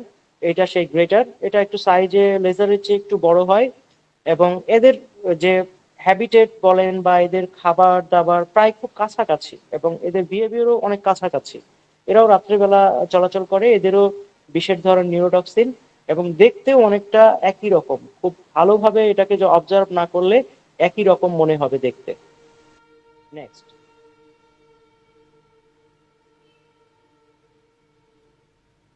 এটা ওয়াল স্প্রেড, যেটা ক্রেট প্রজাতির আরো একটা বিষধর সাপ। বাংলাদেশের প্রায় সবগুলো বিভাগে এই সাপটাকে পাওয়া যায়, এবং কিছু মরফোলজিক্যাল পার্থক্য আছে, তবে সবচেয়ে বেশি এটাকে পাওয়া যায় উত্তর অঞ্চলে এবং ময়মনসিংহ এলাকায় সবচেয়ে বেশি এটার দেখা যায়। এটার কামড়ে কিছু মানুষ মরার রেকর্ড আছে, তবে কালাচের যেটা কমন ক্রেট সেটার মতো অতটা এটার মানে কামড়ের প্রবণতা তেমন নেই। অনেকেই দালাশ ভেবে এটাকে ভুল করে ধরেন, দেখতে অনেকটা দালাশের মতোই। তো এটার বিষয়ে সচেতন থাকতে হবে যে এটার দাঁড়াস কিনা, এবং খুব সচেতন ভাবে এটাকে অবজার্ভ করতে হবে। যদি কখনো আপনাদের সামনে পড়ে, তো দাঁড়াস ভেবে ভুল করে ওই সাপটাকে ধরতে যাবেন না। এরাও অন্যান্য সাপ খেয়ে থাকে, এরাও রাসেলস ভাইপার খায়, অন্যান্য বিভিন্ন ধরনের বিষধর সাপ খেয়ে জীবনযাপন করে। টিকটিকি, গিরগিটি, ইঁদুর সহ ব্যাং এরা খেয়ে থাকে, এবং যেটাকে ইল মাছ বলা হয়, ইল ফিশ, বাইম মাছ বলে, সেই সেই মাছগুলো এরা খেয়ে থাকে। সাধারণত এরা পানির আশপাশে থাকতে পছন্দ করে, রাত্রেবেলা চলাচল করে। এরা বছরে একবার ডিম পাড়ে এবং এদের ডিম থেকে বাচ্চা ফুটে বের হয়। নেক্সট। আমাদের মনে হয় এবার ওই যে রাসেলস ভাইপারের সাথে যে গুলিয়ে ফেলে যে সাপগুলোকে বেশি, এবং যেটা বেশি ভুল হচ্ছে সেই এগুলো যদি দেখানোর সুযোগ থাকে। আমরা যেটা ভুল করে থাকি, এই রাসেলস ভাইপারকে অন্যান্য সাপের সাথে গুলিয়ে ফেলি হচ্ছে বডি প্যাটার্ন বা বডি স্ট্রাকচার কিছুটা কাছাকাছি হওয়ার কারণে এটা গুলিয়ে ফেলি। তো ওই যে ওপরের যে সাপটা দেখছেন ওটা রাসেলস ভাইপার, নিচের যে সাপটা সেটা হচ্ছে সাইবোল্ট, যেটা পানিতে থাকে সাধারণত আমাদের উত্তর অঞ্চলের জেলাগুলোতে পাওয়া যায় এবং হাওর অঞ্চলগুলোতে এই সাপটাকে পাওয়া যায়। খুবই রেয়ার একটা সাপ। এই সাপটাকেও কিছুদিন আগে অনেক জায়গায় মেরে ফেলা হয়েছে, বিশেষ করে উত্তরবঙ্গের দিকে অনেক বাচ্চা সহ এই সাপটাকে মেরে ফেলা হয়েছে। এটা মৃদু বিস্তর সাপ। রাসেলস ভাইপারের মতো কোনোভাবে এটা দেখতেও অনেকটা ডিফারেন্স আছে। যদি খুব ভালো ছবি হতো বা বড় পর্দা হতো তাহলে আপনাদেরকে দেখাই আমাদের সুবিধা হতো। এখানে হয়তো ছোট হওয়ার কারণে আমরা পুরোপুরি বুঝাতে পারছি না যে বডি প্যাটার্নটা কেমন। তো খেয়াল করলে দেখবেন যে জুম করে একটু দেখানো যাচ্ছে, দুইটা কিন্তু বডি কালার প্যাটার্ন সম্পূর্ণ ডিফারেন্ট, বাট আমরা অনেকেই এটাকে ভুল করে রাসেলস ভাইপার বলে পিটিয়ে মারছি। রিসেন্টলি রাসেলস ভাইপার ভেবে অনেকগুলো প্রজাতির সাপকেই হত্যা করা হয়েছে এবং এখন দেখতেছি যে মানুষ মনে হচ্ছে বাংলাদেশের মানুষ যারা সাপ চিনতো একটু একটু তারাও মনে হয় ভুলে গেছে। সাপ দেখলেই বলে রাসেলস ভাইপার, রাসেলস ভাইপার, দোড়া সাপকেও রাসেলস ভাইপার বলে, অন্যান্য যে কোনো সাপ দেখলে রাসেলস ভাইপার বলে এখন কল দিচ্ছে সাপ উদ্ধারের জন্য। তো এটা আরো সমস্যাজনক হয়ে যাচ্ছে আমাদের জন্য। তো নেক্সট যেটা আছে আমরা সেটাতে একটু যাই। সবচেয়ে বেশি যেটা ভুল করা হচ্ছে সেটা হচ্ছে রাসেলস ভাইপারের সাথে অজগর সাপের ভুল করে ফেলা হচ্ছে। বিশেষ করে অনেক বড় বড় অজগরও রাসেলস ভাইপার বলে পিটিয়ে হত্যা করা হচ্ছে। যেই সব অঞ্চলে রাসেলস ভাইপার নেই সেই সব অঞ্চলের মানুষজনও কিন্তু পিটিয়ে অজগর সাপকে হত্যা করছে। তো এটা একটু জুম করলে আমরা দেখতে পারবো যে রাসেলস ভাইপারের সাথে এই সাপটার পার্থক্য কত, এটা খেয়াল করলেই দেখতে পাবো। দেখেন যে উপরেরটা রাসেলস ভাইপার, নিচেরটা হচ্ছে বার্মিজ পাইথন বা অজগর। এদের পার্থক্য কিন্তু অনেক। একটু ডিপলি দেখলেই একটু স্বাভাবিকভাবে দেখলেই কিন্তু আমরা বুঝতে পারবো যে পার্থক্যটা কত। আর অজগর সাপ অনেক ফ্যাটি হয়, অনেক মোটা হয়, অনেক লম্বা হয়, অনেক বড় হয়। সেক্ষেত্রে রাসেলস ভাইপার সাপ 3 থেকে 5 ফিটের মধ্যে হয়, আর এখানে অজগর সাপ কিন্তু অনেক বড় হতে পারে, প্রায় 15-20 ফিট পর্যন্ত হতে পারে, 10 ফিট হতে পারে, 12 ফিট হতে পারে, 8 ফিট হতে পারে। তো রাসেলস ভাইপারের সাথে ব্যাপক পার্থক্য আছে এদের প্যাটার্নগত, বলে আসলে বোঝানো কঠিন। আপনারা যদি নিজের চোখে একটু ভালোভাবে দেখে রাখেন তাহলে কিন্তু আপনাদেরকে এই পার্থক্যগুলো তৈরি করতে সুবিধা হবে যে রাসেলস ভাইপার দেখতে কেমন এবং অজগর দেখতে কেমন। তো আমরা কখনোই এই ভুলগুলো করব না যে রাসেলস ভাইপার ভেবে অজগরকে পিটিয়ে হত্যা করব না, আবার অজগর ভেবে রাসেলস ভাইপারকে ধরে নিয়ে আসবো না বাসায়, যেটা অনেকেই করেছেন। তো এই বিষয়টাই আমাদেরকে সচেতন থাকতে হবে। আমরা নেক্সট যাই। আসলে আমাদের সময় অনেক চলে গেছে, আমরা 1 ঘন্টা কথা ছিল, 1 ঘন্টা পার হয়ে গেছে। তো আমরা একটু দ্রুত চেষ্টা করি এর শেষ করে আমাদের প্রশ্নোত্তর পর্বটা শেষ করতে। রিসেন্টলি যেটা হচ্ছে এই যে ঘরগিন্নি সাপ, যেটা একেবারে নির্বিষ সাপ, যেটা মানুষের বাসায় সাধারণত ওই যে আহ চালায় থাকে বা ছাদে থাকে, সাধারণত টিকটিকি খাওয়ার জন্য এই সাপগুলো মানুষের বাসায় ঢুকে থাকে। তো এই সাপগুলোকেও রাসেলস ভাইপার ভেবে রিসেন্টলি পিটিয়ে হত্যা করা হচ্ছে এবং বিভিন্ন জায়গা থেকে এই যে ঘরগিন্নি সাপ যেটা অল্প স্নেক সেটাকে পিটিয়ে হত্যা করার ছবি আমাদের ইনবক্সে আসছে। তো যে হারে রাসেলস ভাইপার ভেবে অন্যান্য সাপকে পিটিয়ে হত্যা করা হচ্ছে এটা কিন্তু খুবই ডেঞ্জারাস হতে পারে আমাদের জন্য। কারণ প্রকৃতির যে ইম্প্যাক্ট সেটা তো আর একদিনে পড়ে না। আমরা আজকে যেটাকে ধ্বংস করব সেই ধ্বংসের যে এফেক্ট, সেই এফেক্ট কিন্তু আরো 5 বছর 10 বছর যে পড়বে, 2 বছর পরে যে পড়বে।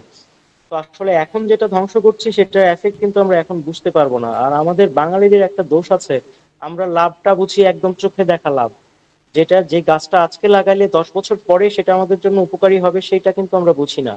বরং আমরা বুঝি ওই ছোট্ট একটা কলম করে নিয়ে এসে যেটা গাছে আমরা ধরে আছে, আম ধরে আছে, সেই গাছগুলো কিন্তু আসলে খুব বেশি বড় হয় না।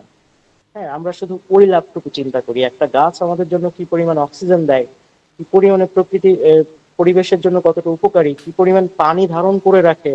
তো সবকিছু চিন্তা করলে কিন্তু আমরা শুধু লাভটা দেখি যেটা সম্মুখে দেখতে পাই। তো একটা রাসেলস ভাইপারেরও কিন্তু আমাদের উপকারিতা আছে। হ্যাঁ, রাসেলস ভাইপারের উপকারিতা আছে। রাসেলস ভাইপারের মতো সবচেয়ে বেশি ইঁদুর অন্য কোনো সাপ খেতে পারে না। আমরা যদি এটাকে ঠিক মতো মানুষকে সচেতন করতে পারি এবং এই সাপগুলো থেকে মানুষকে হত্যা করা থেকে বিরত রাখতে পারি, তাহলে আমাদের প্রকৃতি এবং পরিবেশের জন্যই কিন্তু এটা অনেক ভালো হবে। তো নেক্সট যে সাপটা আছে এটা হেলে সাপ, একেবারে নির্বিষ সাপ। আমরা সাধারণত এটা আগে অনেক বেশি দেখতাম, হঠাৎ হঠাৎ আমাদের পায়ের নিচে পড়ে যেত হাঁটতে, আইল পথে বা গ্রামের পথে আমরা এটা দেখতে পেতাম প্রচুর পরিমাণে। এখন কিন্তু অনেক কমে গেছে।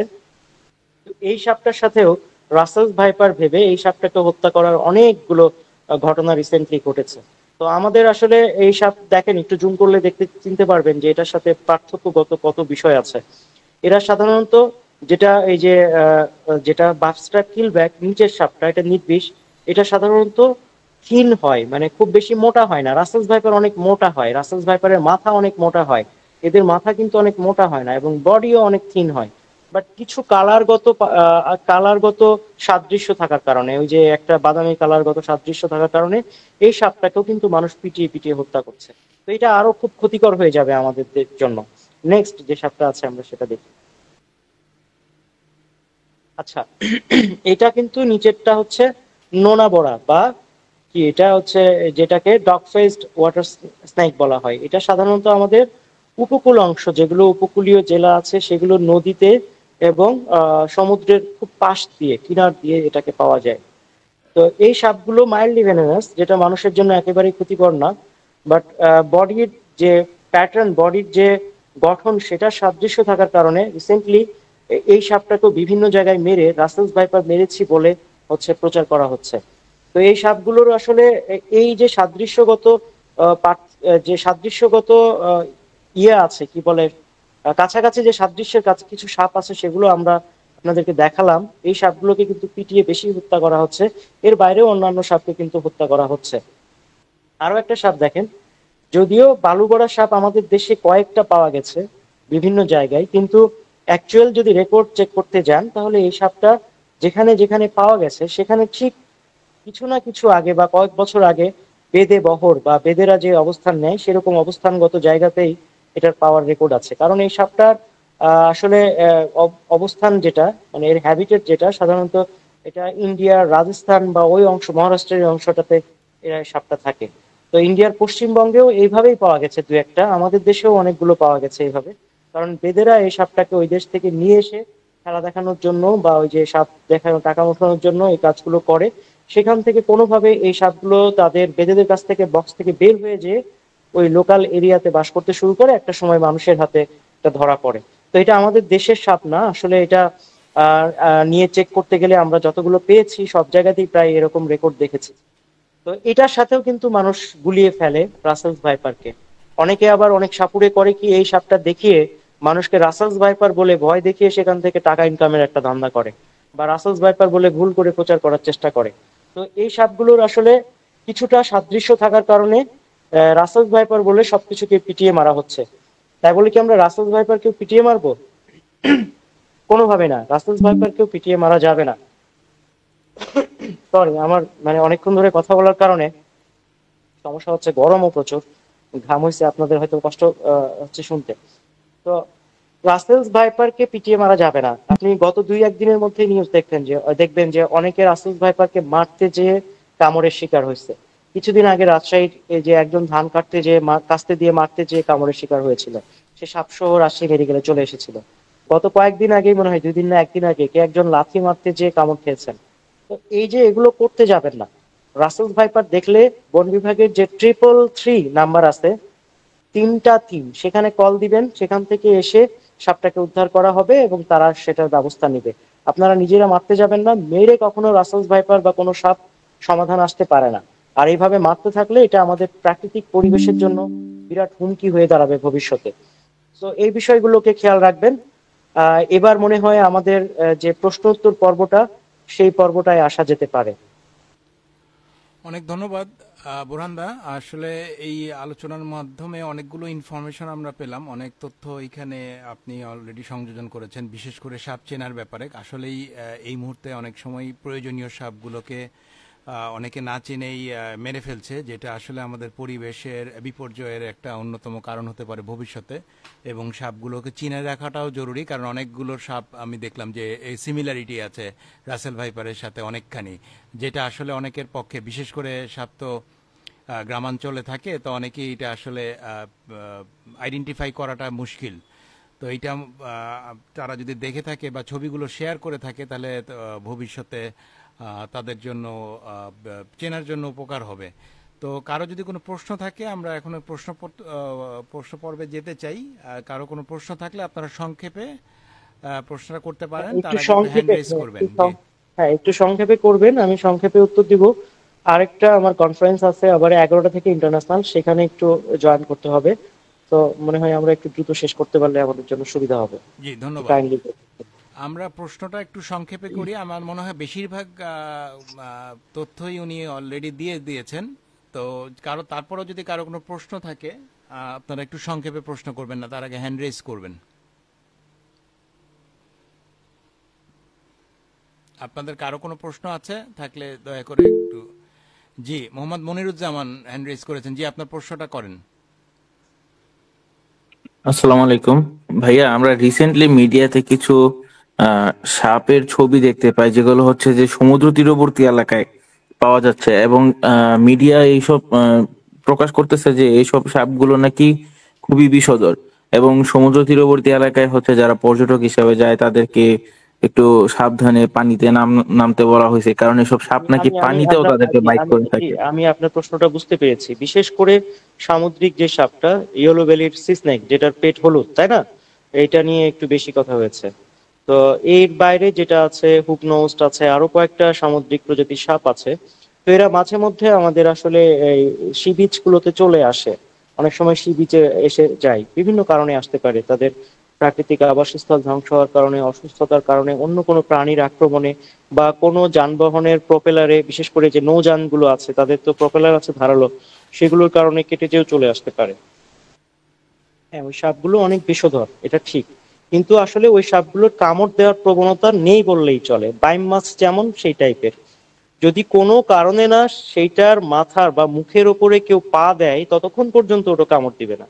এই জেলেরা কি করে, এই সাপটাকে ওই মাছের মতো করে হাত দিয়ে ধরে জাল থেকে, নেট থেকে ছাড়িয়ে আবার সমুদ্রে ফেলে দেয়, নদীতে ফেলে দেয়। তো আসলে এইটা নিয়ে আতঙ্কিত হওয়ার কোনো কিছু নেই। আর এই সংখ্যাটাও খুবই কম, হয়তো বা 2 মাস 3 মাস পর পরে একটা দুইটা করে ভেসে আসে। আর এটার যদি কেউ ওর মুখে সরাসরি পা না দেয় বা হাত না দেয়, তো ওর কামড় দেওয়ার কোনো প্রবণতাই নেই। এটা একদম নিশ্চিত থাকতে পারে, এটা নিয়ে ভয়ের কিছু নেই। একজন প্রশ্ন করেছে যে অপরিচিত সাপ কাটলে প্রথমে কি করবে সে? যে সাপেই কাটুক, অপরিচিত সাপ মানেই তাকে ধরতে হবে যে বিষধর। আমি কেন রিস্ক নিব, তাই না? যদি কোনো কারণে সেটা বিষধর হয়, তো চেষ্টা করতে হবে যেই সাপেই কাটুক দ্রুত আপনি হাসপাতালে যাবেন। যদি চিনতে না পারেন তাহলে অবশ্যই আপনি দ্রুত হাসপাতালে যাবেন।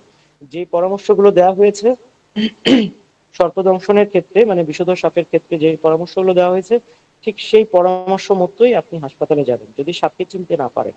ওইটা নিয়ে সময় ক্ষেপণ করবেন না যে ওই গ্রুপে পাঠাবো, ওই মানুষকে পাঠাবো, ও আইডেন্টিফাই করে দিবে, তারপরে আমরা দেখবো যে বিষধর নাকি নির্বিষ। এটা করবেন না, আপনি হাসপাতালের পথে রওনা দিবেন। এর মধ্যে আপনি চেষ্টা করতে পারেন আহ যারা এই বিষয়ে জানে তাদের কাছ থেকে আইডিটা করে নেওয়ার জন্য। ধন্যবাদ। জনাব আরজু একটা প্রশ্ন করেছেন, সাপে কামড়ানো রোগীর চিকিৎসার জন্য সাপকে আইডেন্টিফাই করার প্রয়োজন কতটুকু? অনেকেই সাপ মেরে সাথে নিয়ে যাচ্ছে। আচ্ছা, বাংলাদেশের প্রেক্ষাপটে বিষধর সাপকে আইডেন্টিফাই করে নিয়ে যাওয়া বা সর্পদংশন হওয়ার পরে সেই সাপকে ধরে বা মেরে নিয়ে যাওয়া কোনো প্রয়োজন নেই। কোনো প্রয়োজন নেই, কারণ আমাদের যতগুলো বিষধর সাপ আছে তার এগেনস্টে যে একটাই অ্যান্টিভেনম। আমাকে যদি গোখরায় কামড় দেয় সেটার এগেনস্টেও সেই পলিভ্যালেন্ট অ্যান্টিভেনম, আবার যদি রাসেলসে বাইট করে সেটার এগেনস্টেও সেই পলিভ্যালেন্ট অ্যান্টিভেনম। সো এই ক্ষেত্রে আমাদের মানে সাপ চেনার বা সাপ মেরে ধরে নিয়ে যাওয়ার কোনো দরকার নেই।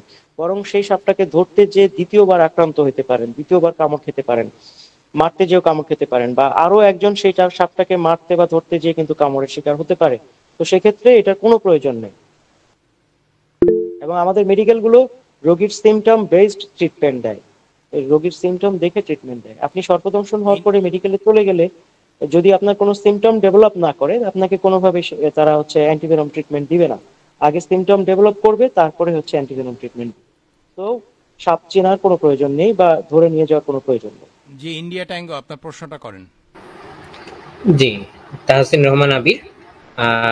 অলরেডি অনেক কিছু বলে ফেলেছেন বোরহান দা, তারপরেও একটু সংযুক্ত করতে চাচ্ছি, এটা আমার পার্সোনাল কিউরিসিটি, যে আমি যদি সাপটাকে আইডেন্টিফাই করতে পারি, তাহলে কি আমি এক্সট্রা কোনো মানে আমি জানতে পারবো যে আমার বিষটা কত বিষধর বা কি, সেই ব্যাপারে কি কোনো মানে আইডেন্টিফাই করতে পারলে বা ছবি তুলে নেওয়া বা এই টাইপের কোনো কিছু করতে পারলে কি আমার জন্য কোনো সুবিধা আছে কিনা? জি, আমি আপনার প্রশ্ন বুঝতে পেরেছি। হ্যাঁ, যদি আপনি সাপটাকে কোনোভাবে আইডি করতে পারেন, কিন্তু আইডি করার জন্য কোনো রকম কোনো সময় ক্ষেপণ করবেন না মেডিকেল যেতে। আপনি মেডিকেলে রওনা দিয়ে চেষ্টা করবেন সেটার আইডি করার। সেক্ষেত্রে হ্যাঁ, যদি আপনি আইডিটা করতে পারেন, যেমন গোকরা সাপ, যেগুলো গোকরা প্রজাতির সাপ, এরা যদি বাইট করে তাহলে কতক্ষণ, প্রায় সর্বোচ্চ 4 থেকে 6 ঘন্টা সময় পাওয়া যায় ট্রিটমেন্টের জন্য। যদি ক্রেট বাইট করে, ওই যে কমন ক্রেট দেখাইলাম বা ওয়াল স্ক্রেট বা ব্ল্যাক ক্রেট, এরা যদি বাইট করে তাহলে কিন্তু অনেকটা সময় পাওয়া যায়, 8, 10, 15 ঘন্টা পর্যন্ত সময় পাওয়া যায় এই রোগীর ট্রিটমেন্টের জন্য, বা এতক্ষণ সার্ভাইভ করে। আবার রাসেলস ভাইপারের ক্ষেত্রেও লং টার্ম সময় পাওয়া যায়, কিন্তু চেষ্টা করতে হবে যত দ্রুত মেডিকেলে যাওয়া যায়, কারণ এটা নিয়ে কোনো রিস্ক নেওয়া যাবে না। তবে আপনি যদি আইডেন্টি করতে পারেন তাহলে বুঝতে পারবেন যে এই সাপটার বিষক্রিয়া কত সময়ের মধ্যে সম্পন্ন হবে। ধন্যবাদ। আর আরেকটা কোশ্চেন করতে চাচ্ছি এরই সঙ্গে, যে আমরা এটা কতটা মানে এই অ্যান্টিভেনাম গুলো সরকারিভাবে সরবরাহ করা হয়, এটা কোন কোন জায়গায় আমরা পেতে পারি? এটা আমাদের বাংলাদেশের সবগুলো মেডিকেল কলেজ হাসপাতালে পাওয়া যায়। তবে এই রিসেন্টলি যে রাসেলস ভাইপার নিয়ে এত কথা হলো, এর মধ্যে স্বাস্থ্যমন্ত্রী সরাসরি ঘোষণা দিচ্ছেন যে বাংলাদেশের সবগুলো উপজেলা স্বাস্থ্য কমপ্লেক্সে এই অ্যান্টিভেনম পাঠানো হয়েছে। তো আমি মনে করি বাংলাদেশের সবগুলো উপজেলা স্বাস্থ্য কমপ্লেক্সেই অ্যান্টিভেনম পাওয়া উচিত। যদি পাওয়া না যায়, সেই উপজেলা স্বাস্থ্য কমপ্লেক্সের এগেনস্টে ব্যবস্থা নেওয়া উচিত। ধন্যবাদ। দেলোয়ার হোসেন হ্যান্ড রেজ করেছেন, যে আপনার প্রশ্নটা সংক্ষিপ্ত আকারে করে ফেলেন প্লিজ। সাপে কাটা জায়গা অংশ জায়গায় দড়ি দিয়ে বেঁধে রাখা হয়, সেই জায়গাটা এমনিতে রক্ত চলাচলের কারণে পচে যায়, কিন্তু সাপে কাটলে এই জায়গাটা বলে অতিরিক্ত তাড়াতাড়ি বলে পচে যায়, যেটা শুনলাম আর কি। ধন্যবাদ। আচ্ছা আচ্ছা, যদি রাসেলস ভাইপারের বাইট হয়, রাসেলস ভাইপারের কামড় হলে সেই জায়গায় কোনো রকম কোনো বাঁধন দেয়াই ঠিক না, কোনো রকম কোনো বাঁধন দেয়া ঠিক না। কারণ কি, সেটা হচ্ছে যদি কোনো কারণে বাঁধন দেয়া হয়, এই যে বিষক্রিয়াটা তো আস্তে আস্তে উপরের দিকে আসতে থাকে। সো বাঁধনের পরের যে অংশটা থাকবে, সেই অংশটা কিন্তু পুরোপুরি গ্যাংগ্রিন হতে শুরু করে এবং সেই অংশটা একটা সময় কেটে ফেলতে হতে পারে। তো এটা পুরোপুরি নষ্ট হয়ে যাওয়ার চান্সেস বেশি থাকে, কারণ আক্রান্ত এরিয়ার বাইরে যদি বাঁধন দিয়ে সেটাকে আলগা করা হয়, সেক্ষেত্রে ওখানে দ্রুত পচন ধরে এবং সেখানে দ্রুত গ্যাংগ্রিন হয়, এবং দ্রুত এটা পচন ধরার কারণে সেটাকে কেটে বাদ দিতে হতে পারে। সো এই বিষয়টা খেয়াল রাখতে হবে। অন্যান্য সাপের ক্ষেত্রেও বাঁধনের কোনো প্রয়োজন নেই, চেষ্টা করতে হবে যে আক্রান্ত অঙ্গ সেটাকে অচল করে নিয়ে আসার, মানে সেই আক্রান্ত অঙ্গটাকে নাড়াচাড়া করানো যাবে না। জি, বিপি হ্যান্ড রেজ করেছেন। বিপি আপনার প্রশ্নটা করে ফেলেন। যেহেতু আমরা অ্যাডভেঞ্চার করতে বাইরে যাই, ধরেন অনেক জায়গা যেগুলো হয়তো একটু ফরেস্ট টাইপের, তো সেই ক্ষেত্রে কোনো এরকম কিট কি পাওয়া যায় যেটা হচ্ছে ধরেন সাপে কামড় দেওয়ার পর পর ইউজ করা যাবে, যাতে ফার্স্ট এইডের মতো আর কি? এই ধরনের কিছু নেই, এই ধরনের আসলে কিছু নেই যে আপনি ফার্স্ট ইউজ করবেন। তবে পরীক্ষামূলক কিছু এখন ইন্টারন্যাশনালি আসছে, যেগুলো এখনো মার্কেট পর্যায়ে আসে নাই। যেমন ইন্ডিয়াতে কিছু ট্যাবলেটের কথা হচ্ছে, এবং আরো বাইরে কিছু কথা হচ্ছে বাইরের দেশগুলোতে, এই নিয়ে গবেষণা চলছে। তবে চেষ্টা করবেন যে আক্রান্ত হলে আক্রান্ত হাত বা পাকে অচল করার জন্য যে ইকুইপমেন্ট আপনার লাগতে পারে সেগুলোর সাথে রাখা। ধরেন আপনার হাত যদি কামড় দেয়, তাহলে হাতটাকে, যে হাত ভাঙলে যেমন সিলিং এ ঝুলাই দেয় না, গলায় সিলিং দিয়ে করে, ঠিক এভাবে কিন্তু ঝুলাই নিতে পারেন। পা হলে পাটাকে অচল করার চেষ্টা করতে হবে, সেক্ষেত্রে আপনি লম্বা বাঁশের কাঠি বা কোনো কাঠি ইউজ করতে পারেন, কিন্তু টাইট করে বাঁধা যাবে না। আচ্ছা, আরেকটা প্রশ্ন রেজাউল করিম করেছেন, what is the shortest time to survive from any venomous snake bite? এইটা হচ্ছে আপনার সর্বোচ্চ বলতে গেলে অনেকই আছে, মানে অনেক সময় পর্যন্ত আছে, কিন্তু সর্বনিম্ন হতে পারে, এটা ডিপেন্ড করে অনেক কিছুর উপরে। ধরেন একটা গোখরা সাপের বাইট যদি আমাদের ভেন যে অংশ দিয়ে গেছে সেই ভেনের ওপরে যদি বাইট হয়ে যায়, মানে আমাদের ভেনের ওপরে কোনো কারণে বাইট হতে পারে, বাইট তো আর সাপ দেখে করে না, তাই না? তো যদি ভেনে বাইট হয়ে যায় তাহলে কিন্তু এটা খুব দ্রুত মারা যেতে পারে, সেটা আধা ঘন্টা থেকে 1 ঘন্টা 2 ঘন্টার মধ্যে মারা যেতে পারে। এটা একটা বিশেষ বিষয়। এর বাইরে যদি ভেনের বাইরে অন্য কোথাও কামড় হয় সেটার উপরেও কিন্তু রোগীর হচ্ছে ইমিউন সিস্টেম ডিপেন্ড করবে। আমাদের এক একজন মানুষের ইমিউন সিস্টেম কিন্তু ডিফারেন্ট এবং ইমিউন পাওয়ারও কিন্তু ডিফারেন্ট, সবার কিন্তু একরকম না। সেক্ষেত্রে আপনি সর্বনিম্ন ওই যে ভেনে বাইটটাকে বাদ দিয়ে যদি আপনি ধরেন তাহলে সর্বনিম্ন 1 ঘন্টা থেকে আপনি ধরতে পারেন বাংলাদেশের স্নেক বাইটের ক্ষেত্রে, যেটা কোবরার ক্ষেত্রে হতে পারে। ধন্যবাদ। আরজুর রহমান আরেকটা প্রশ্ন করেছেন, অনেক ফার্স্ট এইড কিটে সাকশন ডিভাইস থাকে প্রাথমিক চিকিৎসায় ব্যবহার, এর ব্যবহার কতটুকু? একই সাথে অচল করার জন্য বরফ ব্যবহার করা যাবে কি এরকম ক্ষেত্রে? না, বরফ বা এই ধরনের কোনো কিছু ব্যবহার করা, ওখানে কোনো কিছু ব্যবহার করা ঠিক না। বরফ বা ওখানে হট ওয়াটার বা এরকম কোনো কিছুই ব্যবহার করা একদমই ঠিক না। সেটা অচল করার জন্য যেটা করতে হবে, পাটাকে বা হাতটাকে নাড়াচাড়া করানো যাবে না। এই যে আমার হাতটা দেখেন, আপনারা দেখতে পাচ্ছেন, এটা যদি আমি হাতে বাইট হয় তো এই যে নাড়াচ্ছি না বা এই যে উঠাচ্ছি এরকম করছি, এটা করানো যাবে না। এটা করতে হবে কি, হয় সোজা করে রাখতে হবে, না হয় এরকম করে রেখে দিতে হবে, এইটা করতে হবে। বরফ বা অন্য কিছু দেয় ওখানে ঠিক হবে না আক্রান্ত অঙ্গে। আমার নিজের আরেকটা প্রশ্ন আছে, ভেনোভেনাস আর নন ভেনোভেনাস স্নেকের বাইটের যেই জায়গায় বাইট দেয় সেই জায়গায় কি কোনো ডিফারেন্স থাকে, অর্থাৎ বিষাক্ত বা হ্যাঁ হ্যাঁ হ্যাঁ, থাকে থাকে থাকে। তবে অনেক সময় হয় কি যে ভেনোমাস স্নেকের একটা ফ্যাঙের মার্ক, মানে একটা দাঁতের মার্কও পড়তে পারে। সেক্ষেত্রে একটা দাঁত দেখলে কি আমরা বলবো যে এটা বিষধর না? তা কিন্তু না। সাপে কিন্তু অনেক সময় একটা দাঁত ভাঙা থাকতে পারে, একটা দাঁত সঠিক পজিশন না হওয়ার কারণে একটা দাঁতের বাইট হইতে পারে। একটা দাঁতের বাইট মার্ক পড়লে আমরা কিন্তু অনেকে মনে করি যে একটা দাঁত পড়লে হয়তো ওটা বিষধর না, এরকম কিন্তু না। বরং আপনার যদি অনেকগুলো দাঁতের মার্ক পড়ে তাহলে আপনাকে বুঝতে হবে যে ওইটা নির্বিষ সাপের কামড়, অনেকগুলো দাঁতের মার্ক। হ্যাঁ, আর বিষধর সাপের বাইট মার্ক হচ্ছে 1 2 3 4 5টা 6টা পর্যন্ত পড়তে পারে। হ্যাঁ, সাপের প্রজাতি ভেদে, মানে একটা বিষধর সাপের বাইট মার্ক 6টা ফুটা হইতে পারে, 4টা হইতে পারে, 3টা হইতে পারে, 2টা হইতে পারে, একটা হইতে পারে। হয় সকল ক্ষেত্রে অ্যান্টিভেনম দেওয়া হয়? হ্যাঁ, সকল ক্ষেত্রে একই অ্যান্টিভেনম, সকল ক্ষেত্রে একই অ্যান্টিভেনম। সে সবাইকে দিবে, কিন্তু ম্যানেজমেন্টের ক্ষেত্রে তুমি একটু ইজি আসো। সাপের কামড় নিয়ে হাসপাতালে গেলে এটা তুমি সাপটা এখন কিছু না, বোধহয় শয়তানি করে তুমি নাইরা দিয়া ইয়ে করছো, তোমারও অ্যান্টিভেনম দিয়ে দিবে। কিন্তু না, এই বিষয় না, না, এটা এই বিষয়টা হবে না। কিসে আক্রান্ত হয়ে গেছে? জি, ফাহিম জামান হ্যান্ড রেজ করেছেন, আপনার প্রশ্নটা করেন। আর আমরা একটু সংক্ষেপ করব, রমনদার এর পরেই আবার আরেকটা ইন্টারন্যাশনাল প্রোগ্রাম আছে, যার কারণে আমরা একটু সংক্ষেপ করার চেষ্টা করব। গো হেড ফাহিম। হ্যালো, আসসালামু আলাইকুম সবাইকে। বোরহান ভাইয়ের এক্সপ্লেনেশনের পরে আসলে কিছু বলার নেই, কিন্তু আমার যেটা কোয়েশ্চেন হলো যে এটা কি আমাদের সুশীল সমাজের রেসপন্সিবিলিটি না এই ধরনের যে গুজব ছড়ায়, এরকম ইয়েলো জার্নালিজম বা যে ধরনের জার্নালিজম থেকে যে এসব গুজব ছড়ায়, এইসব তথ্যগুলাকে রিফাইন করে এটার এগেনস্টে প্রোটেস্ট করা? কারণ এইসব গুজবের কারণে আজকে দেখতেছি সবাই সব জায়গায় সাপ মেরে বেড়াচ্ছে। তো সেটার একটা প্রোটেস্ট মেকানিজম আমাদের মনে হয় যে আমরা যারা মানে শিক্ষিত, ভালোভাবে বুঝি, কাজ করি, ইনফ্যাক্ট রেডিও কমিউনিটির অনেক আউটরিচ আছে, গ্রামে গঞ্জে আউটরিচ আছে, সেগুলোকে কিভাবে ইউটিলাইজ করে এটাকে একটা ভালো মেসেজ ক্রিয়েট করা যায়। কারণ এই নেগেটিভ কথাবার্তার জন্য আজকাল সবার মনে সাপ নিয়ে অনেক বেশি আতঙ্ক। তো সেটা নিয়ে আসলে কি করা যায়?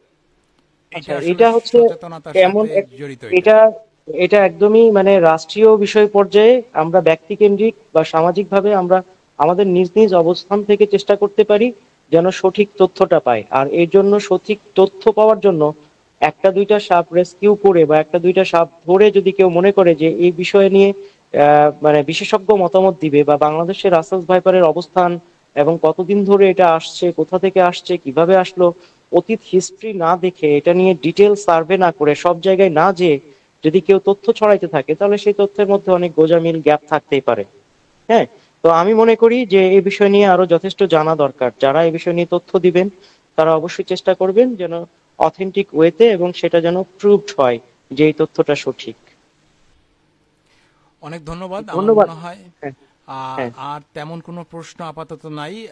আবির, আপনার কাছে আর কোনো প্রশ্ন না থাকলে আমরা শেষ করি, আজকের হ্যাঁ, শেষ করি। সেশনটা কনক্লুড করব।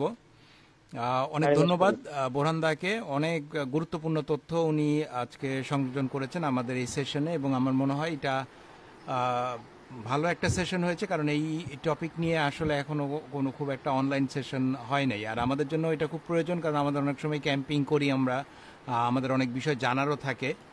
তো প্রয়োজনীয় সবগুলো বিষয় এখানে আসছে। আর অবশ্যই সচেতনতা দরকার আছে, কারণ হচ্ছে যে কোনো সাপকেই আমরা যখন তখন মেরে ফেলবো, এটাও সঠিক না। একইভাবে রাইট সাপকে চেনা সেটাও জরুরি, এবং সচেতনতা সঠিকভাবে হলে, এবং আমাদের মনে হয় মিডিয়ারও অনেক দায়িত্ব রয়েছে যে যারা সঠিকভাবে তথ্যটা উপস্থাপন করবেন। অনেক সময়, বেশিরভাগ সময় আমি দেখেছি বলতে শোনা যায় যে রাসেল ভাইপার অযথাই কামড় তেড়ে এসে কামড়ায়, কিন্তু এটা আমি আসলে এমনিতে কোথাও দেখি নাই যে এই ইনফরমেশনটা আছে যে অযথা কামড়ায়। তো এটা, আর আমাদের এখানে একটু নেগেটিভ নিউজগুলো অনেক বেশি স্প্রেড করে দ্রুত। তো যাই হোক, আবির, আপনার কিছু বলার থাকলে শেয়ার করতে পারেন, আর নাহলে আমরা অনুষ্ঠানটা আজকে এখানেই শেষ করব। আমি প্রথমেই ধন্যবাদ দিব অ্যামেচার রেডিও সোসাইটি অফ বাংলাদেশকে, এবং এটা যে উদ্যোগ নিয়েছিল ব্রাভো পাপাকে। ওরই আসলে এটা, এই ব্যাপারটা নিয়ে আগ্রহ বেশি ছিল। ওকে, ব্রাভো পাপাকে আমি ধন্যবাদ দিচ্ছি। এবং অ্যামেচার রেডিও সোসাইটির প্ল্যাটফর্মে আমরা এরকম একটা ব্যাপার নিয়ে কথা বলতে পেরে আনন্দিত, এবং আমরা মনে করি যে এটা অ্যাওয়ারনেস আমরা সৃষ্টি করতে পারবো, এবং অযথা সাপ না মেরে আমরা প্রয়োজনীয় ব্যবস্থা গ্রহণ করতে পারবো। আর সেই সঙ্গে আমাদের এই ব্যাপারে স্পেশাল গেস্ট এবং এক্সপার্ট বোরহান বিশ্বাস রমনদাকে ধন্যবাদ জানাচ্ছি আমাদের এই সকল বিষয় সুন্দরভাবে তুলে ধরার জন্য। বোরহান দা, আপনি আপনার ফাইনালটা দিয়ে শেষ করতে পারেন। আচ্ছা, এটা রেডিও অ্যামেচারকে আমার অসংখ্য ধন্যবাদ যে চমৎকার একটা আলোচনার আয়োজন করার জন্য, এবং সবচেয়ে বড় যে বিষয়টা, প্রশ্নগুলো চমৎকার ছিল। আর সবচেয়ে ভালো হবে যদি এটা ওপেন প্ল্যাটফর্মে আপনারা এই একটা যে দায়িত্বের কথা বললেন, যে আমাদের ব্যক্তি দায়িত্ব, আপনাদের সংগঠনেরও দায়িত্ব আছে অবশ্যই, ব্যক্তি, সংগঠন, সমাজ, সবার দায়িত্ব আছে। ওপেন প্ল্যাটফর্মে আপনারা এরকম একটা ভালো আয়োজন করতে পারেন, যেখানে অনেক মানুষ আরো জয়েন্ট হয়ে সুন্দরভাবে এটা সম্পর্কে জানতে পারবে। আপনাদের ব্যানারে আপনারা এটা করতে পারেন। সর্বোপরি বড় কথা যে সচেতনতার বিকল্প কোনো কিছু নেই। আমি সচেতন হলেই মানে আমার আমার সবকিছু সম্ভব করা। তো আমি সবাইকে সচেতন হতে বলবো। স্নেক বাইটে, সর্পদংশনে ওঝা নয়, হাসপাতালে চিকিৎসা হয়, হাসপাতালে যেতে হবে। আর সবাই নিরাপদে থাকবেন, সাবধানে থাকবেন। আবারও রেডিও অ্যামেচারকে অনেক অনেক ধন্যবাদ। ধন্যবাদ রমন দাকে আমাদের সঙ্গে যুক্ত হয়ে আমাদের মূল্যবান সময় দেওয়ার জন্য। আশা করি আমাদের নেক্সট কোনো এই টাইপের প্রোগ্রামে আপনাকে পাবো। ধন্যবাদ সবাইকে। ধন্যবাদ আবির, আপনাকেও।